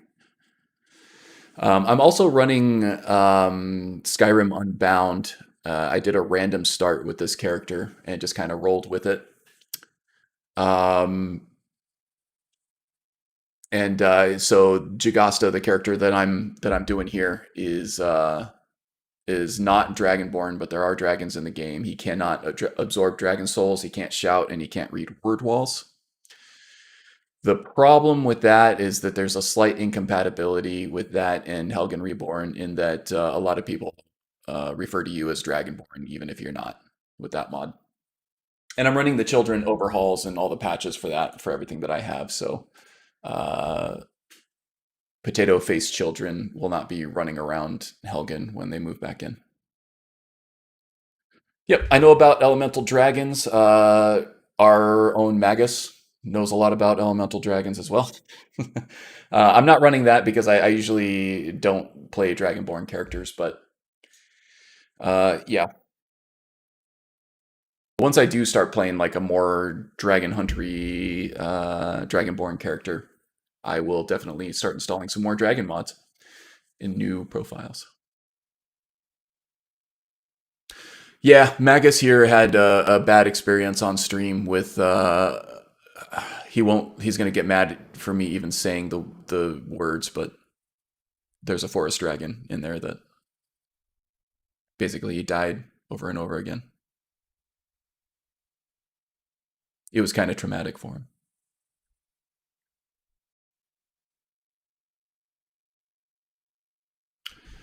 Slow down time with Necromage. With Ordinator, let's see. I've had like a Death Knight type character in Ordinator.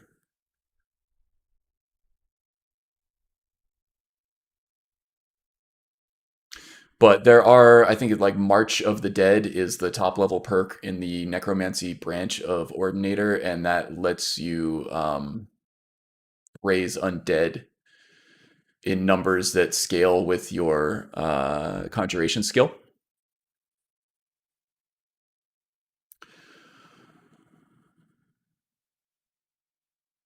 So that coupled with like an uncapper, looks like Skyrim already loaded. That coupled with an uncapper allows you to summon basically a horde of undead zombies. It's actually quite fun. Magus, though, doesn't use Ordinator anymore. I think you're using Skyri, and I don't know what Skyri or Percus Maximus has that mirrors that at all. So yeah, just hotkeyed into Unarmed, and now I'm going to do another hotkey to go into defensive stance, and this is the Unarmed combat mod. Advanced Unarmed Combat it is. It allows me to block in and bash with Unarmed and still get all the perks and everything from it from Ordinator. And then the power attack replacers. I got a roundhouse kick here. I have a spinning kick there, and we have a butterfly kick with a duel.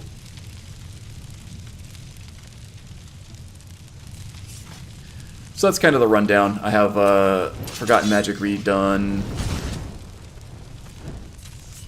for some destruction magic and some healing and stuff like that. So that's kind of the rundown of this character and the mods that I'm running, along with some major retextures and stuff like that. Yeah, okay, so let's, if you have any more specific questions about my mod setup, just feel free to ask and I'll answer you.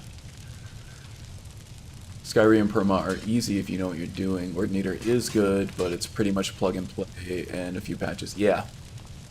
That's kind of why I like Ordinator. And just the breadth of different things you can do with Ordinator is kind of why I keep going back to it.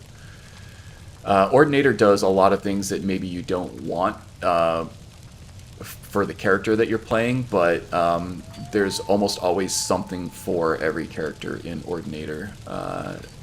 It gives you a lot of options, a lot of different ways to play this game. Ooh, we got some Z fighting here. That is ugly. Oh well. Modded Skyrim is a wonderful thing, isn't it? 600 plus mods. So I don't use anything too complicated, otherwise game crashes. Yeah. You know, even with half that amount of mods, sometimes crashing can be an issue too, just depending on what happens to your save file, I guess.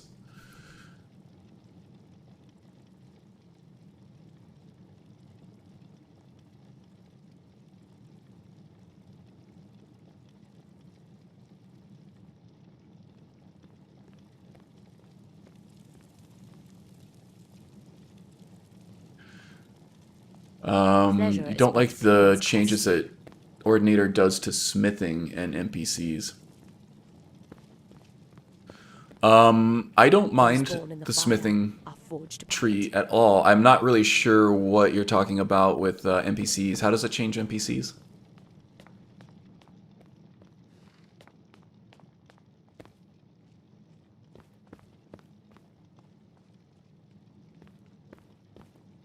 This is actually a really nice player home for something that's just supposed to be kind of like a side perk, a side bonus for completing some missions. In my experience, the Helgen Reborn player home is pretty good. I think it's very well put together, spaced out nicely. It has all the features you'd want, lots of, you know, mannequins and places to display different trophies and the items, all the different loot. One of the perks creates an advanced merchant or something like that. It collides with other smithing mods slightly, but can be an issue in the long run. I haven't run into that yet. But a lot of that is just because of, like I said, the breadth of Ordinator is so wide that I haven't even experimented with the different builds that you can do.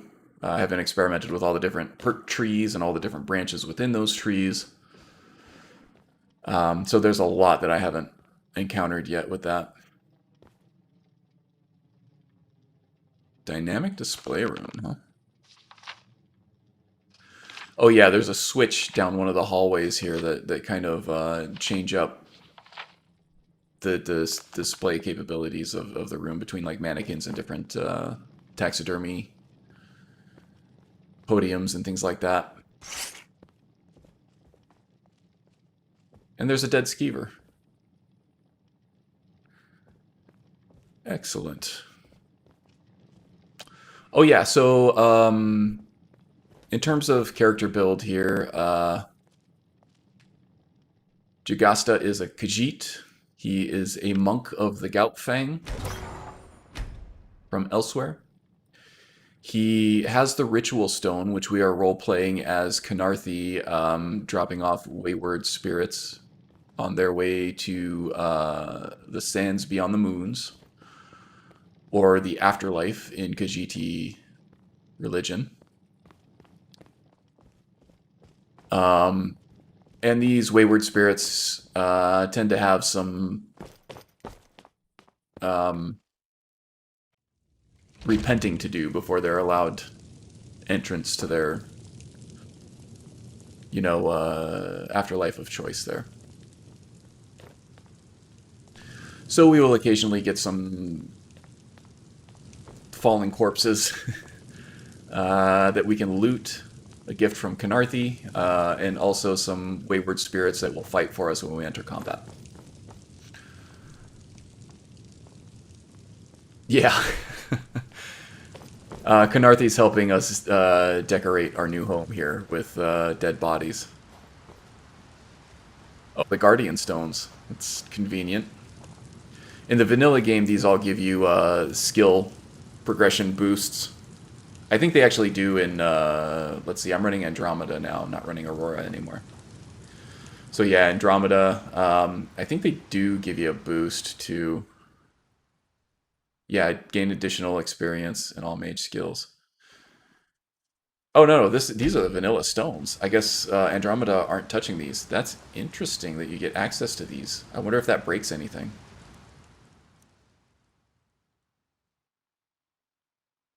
Oh no, these are the replaced ones. The passives that they give you above. Yeah, these are replaced. Never mind. So that's really convenient if you're trying to, you know, build your character a certain way and you need to focus on combat skills or rogue skills or whatever at the time. Very convenient, I think. Oh, this really is quite the bat cave here, isn't it?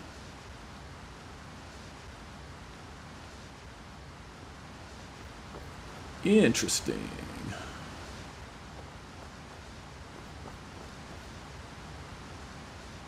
Oh, look at that, the ritual stone. I already have the blessing of this one.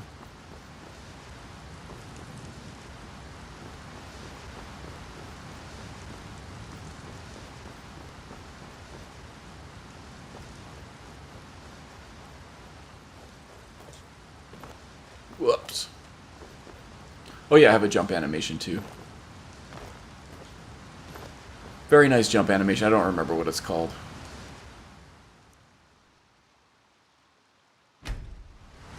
That Lover Stone is really annoying with the Andromeda overhaul. You constantly getting notification sounds and messages about enchanted items that are dropped off in your inventory. It's a great stone to have if you're trying to expand your enchantment library,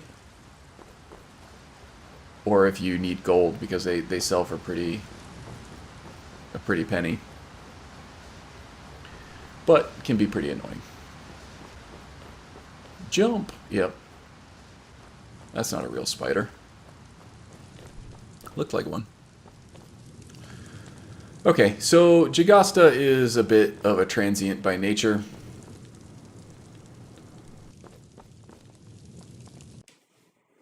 He's not a home type, but it's nice to have a place to... Oh, did I just get a freeze? I actually haven't had to deal with freezing since I switched to windowed borderless mode.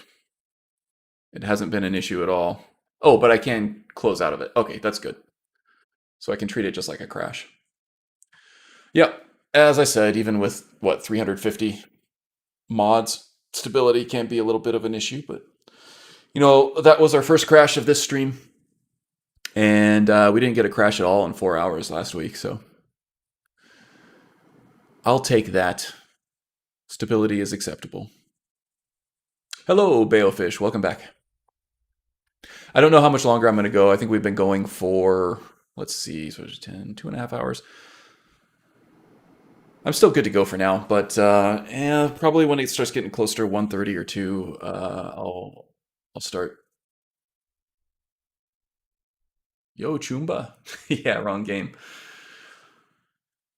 Yeah, a lot of us are playing Cyberpunk, so I feel like that lingo is going to catch on. No gonks allowed in here.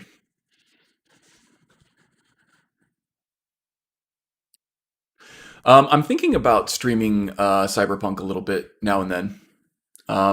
Right now, I don't want to create any spoilers for anybody because it's still really early on in that release window for Cyberpunk. And I definitely have the GPU headroom. I'm running a 3080, and even at pretty high settings with full ray tracing, I'm still only running about 70% usage on my GPU. So if I'm using the NVIDIA codec to stream, I should be okay, but my CPU is constantly pegged. It's not a bad CPU. It's a couple generations old at this point. It's the i7 7700K overclocked to 4.7 gigahertz. That is a 4-core, 8-thread system, which is more than enough for most games, but for Cyberpunk, that game is just unbelievably heavy on the CPU right now. Running it close to 100% on the CPU all the time, so I need to do some test streams on that to make sure that I'm not going to tank performance when I try to stream it.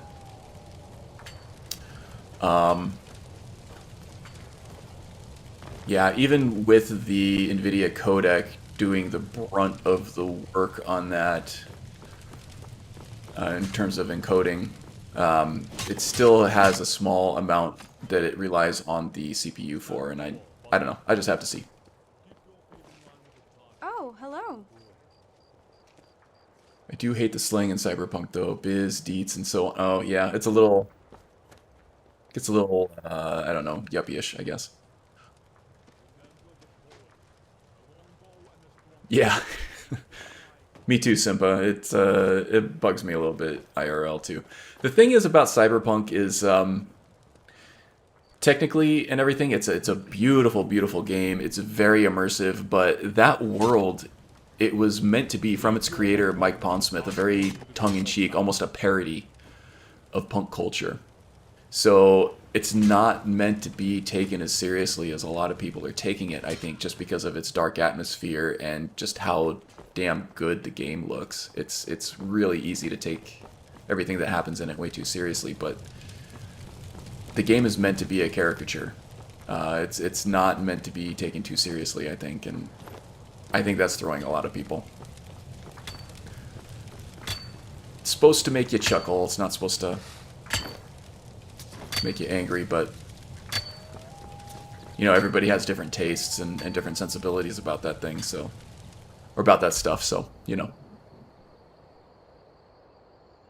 Yeah, I think so. Okay, so what's next on the agenda here? Okay, we gotta do this whole lumber thing in Falkreath. This can be kind of a pain. I kind of want to get back to Rhetoron and Zora here. They've been sitting here for a while. They've probably been bored out of their minds. So let's, you know, I think they're going to be fine. They got a lot of rubble to clear, a lot of, you know, stone building to do that they're not going to need a wood foundation for. So we can put this on hold for a little bit. Let's see what Maricine, if she has anything to say before we dismiss her and take on Zora and Rhetoron. Yeah, no, I get you, Simpa, for sure. For sure. It can be cringy in real life and in the game.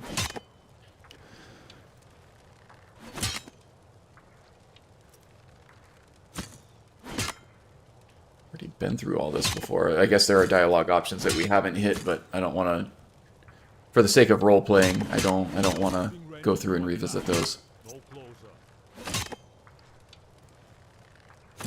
Okay, so I don't think Jagasa's really interested in a romantic relationship with Maricine or even anybody at this point, but he is keen on making relationships and friendships with people, so let's see where this goes. Why? Have you never worked with an archer before? Our strategy should be clear.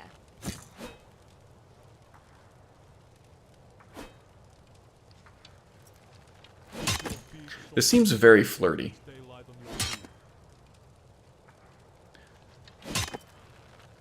Yeah, this one is just trying to get to know you better and why you're so angry all the time. I never chose to be this way.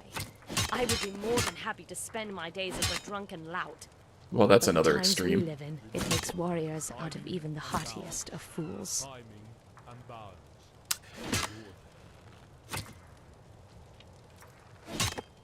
You know, just remember, yeah, balance is everything, right? So don't burn yourself out in your obsessive pursuit of taking down these dragons. You need to take care of yourself too.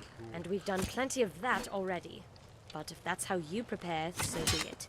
I will keep my eyes and arrows trained to the sky. Aim small, be small. Be So it looks like there is an option to take this more toward a romantic route. I don't really know if the mod has that option for her. Maybe. Is she a marriage candidate?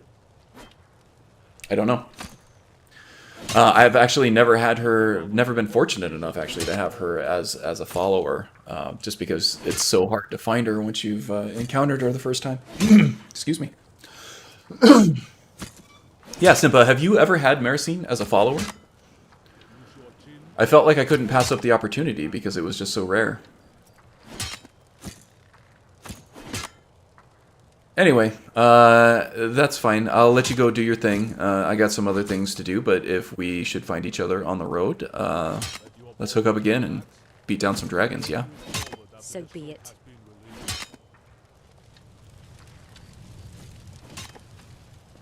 And we got a dead giant frostbite spider here. Thanks, Canarthy.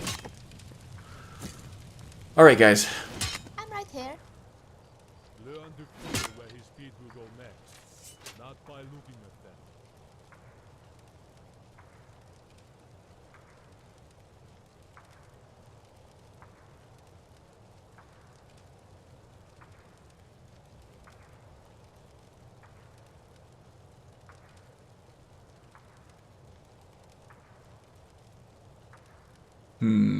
How do I get her to follow here? I think I had them relax here through the tweak command. So let's try that. There we go. And since we already dismissed Maricine outright, she's going to go do her thing. And now with Immersive World Encounters, which is another mod that I'm running, we have a better chance of encountering Maricine out on the road instead of just happening upon her randomly at inns. So there is an opportunity for us to meet back up with her in the future. Never did the inn encounters to unlock her as a follower, sadly. Goal for the next playthrough for sure. Yeah, even I spent hours and hours looking for her at inns after that initial encounter, and I have rarely been able to find her. In fact, this was the only time after dozens at least of hours, maybe even hundreds, playing with interesting NPCs. And this is the first time I've actually encountered her at an inn. I've encountered her on the road before, on her way to an inn, but she didn't have any of the follower dialogue available. Okay, so we got Rumarin and Zora back. Oh, Zora, I have some arrows that match your theme there. What do you need me to take? Just giving you some arrows.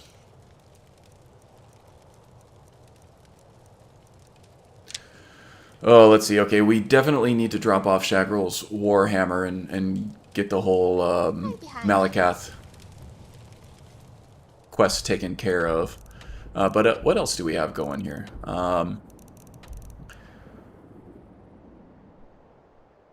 This is quite the journey. And that's kind of the end of it, is just kind of communing with Malakath and getting him to convert the hammer to Volendrong. Excuse me.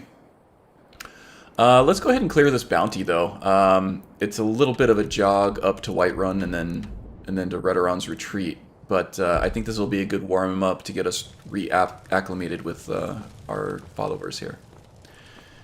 Get them to stretch their legs a little bit more with both the walk and the bandit dungeon, I think. We'll do some good for the hold, and we'll collect a bounty. How about that? And then I also want to get up to Windhelm to get some pickpocket training, because I do still want to go down that path of being able to disarm enemies to create unarmed combat encounters.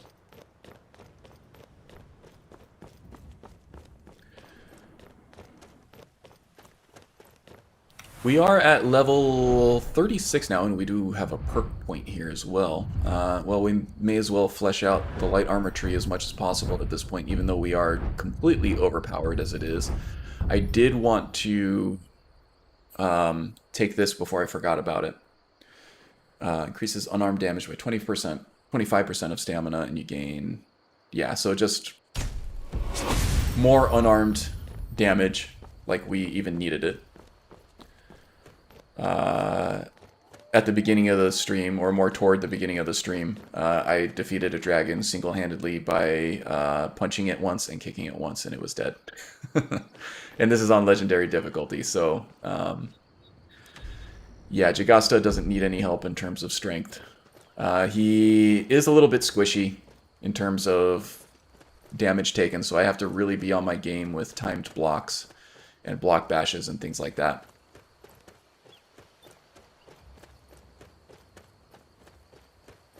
So he is a bit of a glass cannon, but if you play skillfully, you can manage melee situations, which is great. I kind of love this build. A little overpowered, as I was saying, but that can be adjusted through Wildcat, which I'll probably have to do at some point. But yeah, once this character gets his full progression up and running, I do think I'll start producing some dungeon clear videos, pre-recorded stuff, non-stream content for the channel. Originally I played this game more like an immersive sim than an RPG. So I was pretty fascinated with how to creatively clear these different dungeons and stuff. And it's something that I'm still really into, even though learning how to roleplay through Couch Warrior's channel has breathed a whole lot of life, a whole lot of new life into this game for me, and it probably will keep it going indefinitely. Forever and ever. But yeah, I still have tendencies to you know, save the game right before I go into a dungeon and just try to clear it in the coolest way possible. As you would with an immersive sim. Sort of that emergent gameplay, I think is what they call it. When they kind of give you all these different tools, and especially in terms of like interacting with environments and stuff like that. But they give you all these different tools and skills and kind of like set you free in a sandbox to do some cool shit.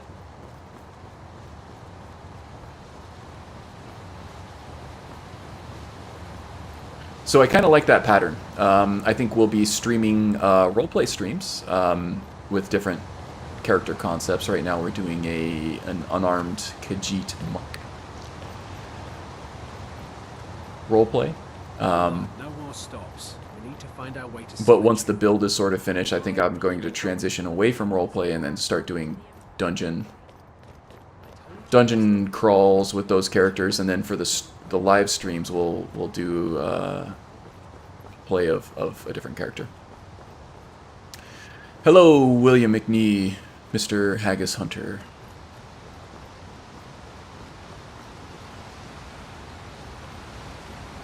Have you hunted any good haggis recently?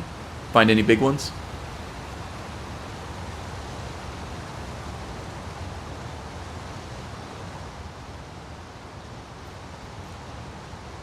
Enough haggis to boil them, mash them, stick them in a stew?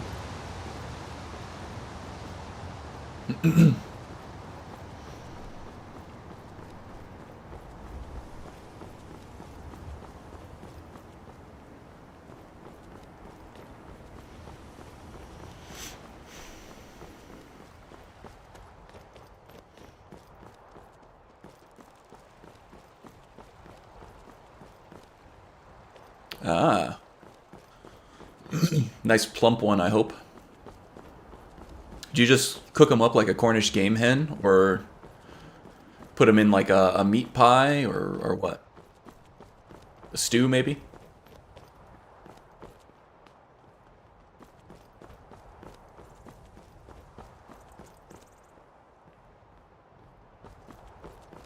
Make sure we're not hungry. Speaking of haggis. Oh yeah, we are mildly hungry and thirsty.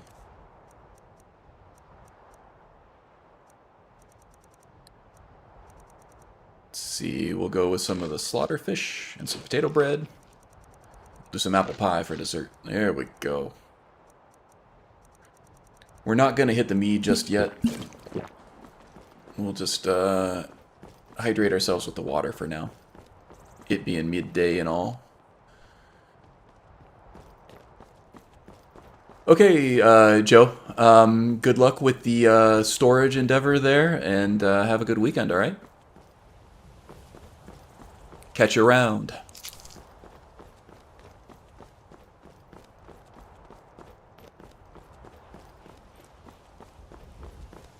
Oh, we got a giant here with some cattle. The offering from the farmer, I suppose, that patrols these same roads. We're not looking for a fight with the giant, although I'm sure we could take one. You know what? I'm going to quick save here, because I just want to see how well Jagasta can take a dragon. This isn't canon. I'm going to reload the save once I'm done.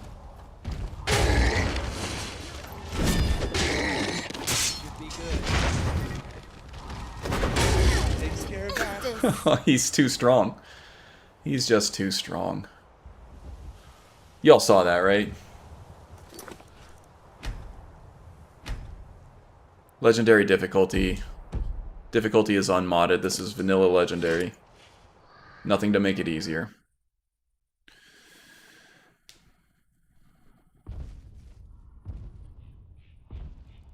My goodness. Jagasta is a tough ass.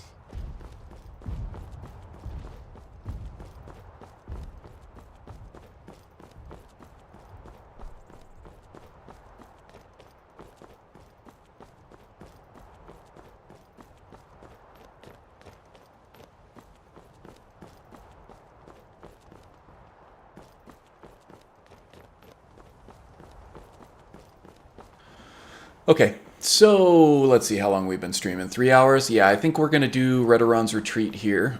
It's kind of a shorter dungeon for sure. It's not a big one. But I think that'll be the last kind of stretch for this stream. Made some good progress on Helgen Reborn there for sure. His fists have hardened up quite a bit. He's been getting lots of biotine. Oh, hey. Speak of the devil, there's that farmer that's presenting this cattle as an offering to the giants. So maybe that giant is doing his rounds.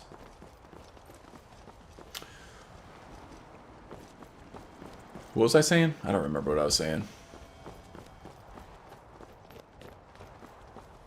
Oh yeah, I was gonna say his fists have hardened up, but he's probably been getting lots of biotine in his system too to strengthen up the claws. Because he is more of a claw swipe type guy than a knuckles type guy. Although the animations added by the jab cross mod are really nice. I think if I do another Unarmed character concept or build after this, I'll definitely use that mod. And there is also some nice animation replacers for directional power attacks that also apply to Unarmed too, that I would like to add in at some point. But I've learned my lesson from adding mods mid-playthrough to this load order. I had to replay a good solid 10 hours, I think. Because I broke my game. I broke my save adding mods mid-game. So not adding anything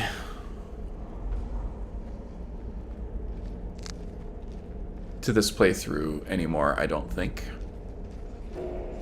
But for future playthroughs, definitely.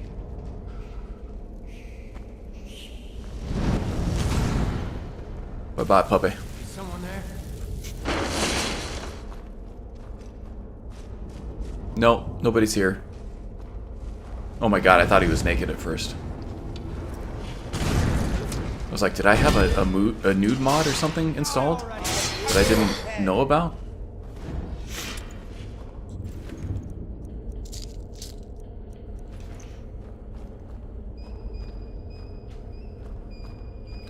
I don't. This should all be SFW. Except I think the North Girl armor The pants in particular.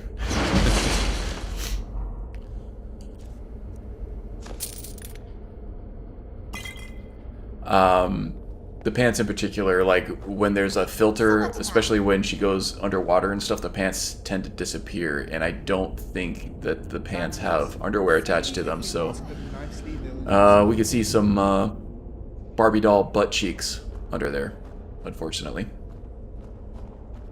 Or fortunately, depending on your thoughts on Zora there. Also, I'm running the Bijin overhauls, and there, when I did the load order for this, there were no options for never nudes. So some of the characters touched by the Bijin overhauls tend to not be wearing any kind of undies at all. So got to be careful with that as well.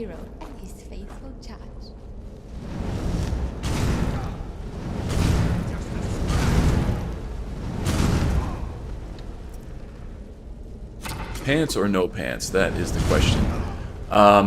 It isn't a question for some of us in the chat, I think, with the whole no pants in the Northern Kingdoms there. You talking about you and me, or you and Romarin? Because you're both quite powerful, I would say.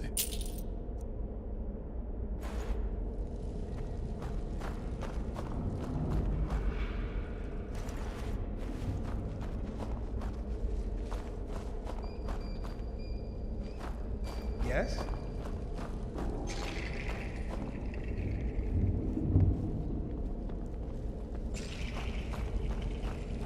What do we have here? A skill book? Sneak? That would be helpful. We do use sneak now and then. We don't need it all the time, but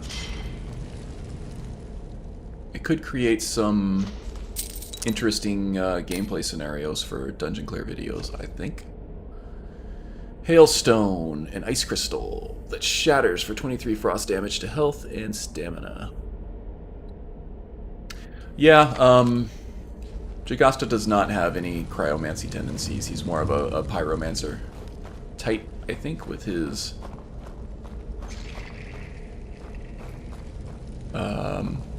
choice of... Ooh, excuse me. That was a hell of a hiccup. That was a harsh hiccup. With his choice of magic. But isn't there like an escape hatch or somewhere out here? Maybe that's dependent on another interesting NPC's quest.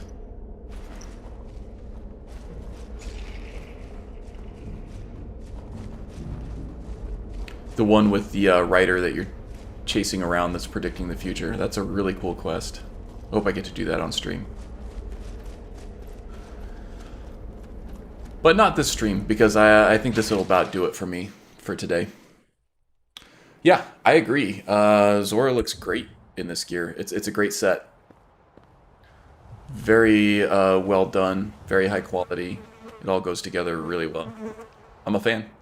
This is the North Girl armor, in case anybody was interested.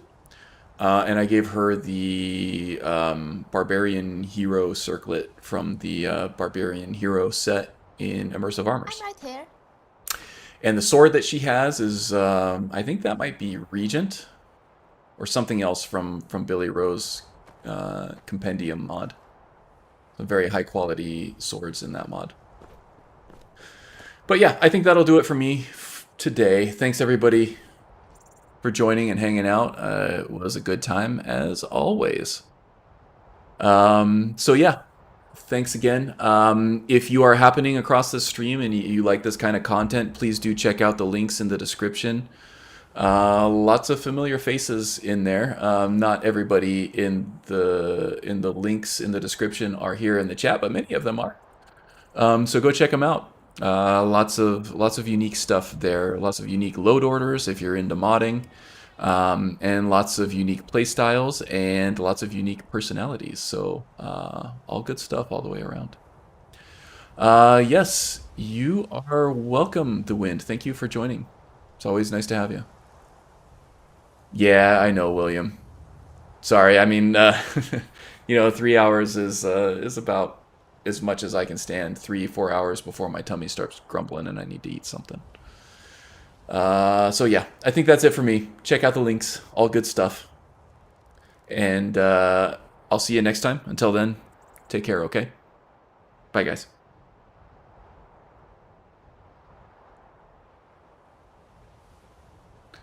Oh, I forgot my hotkey. Is it F10? No, not recording. Alt F10. Ah, hell. I'm just going to bring it up. No, I can't do it through there either. I have to end the stream through the website. I'm still learning this whole OBS YouTube streaming stuff. But yeah, I am really leaving now for real. So take care, guys.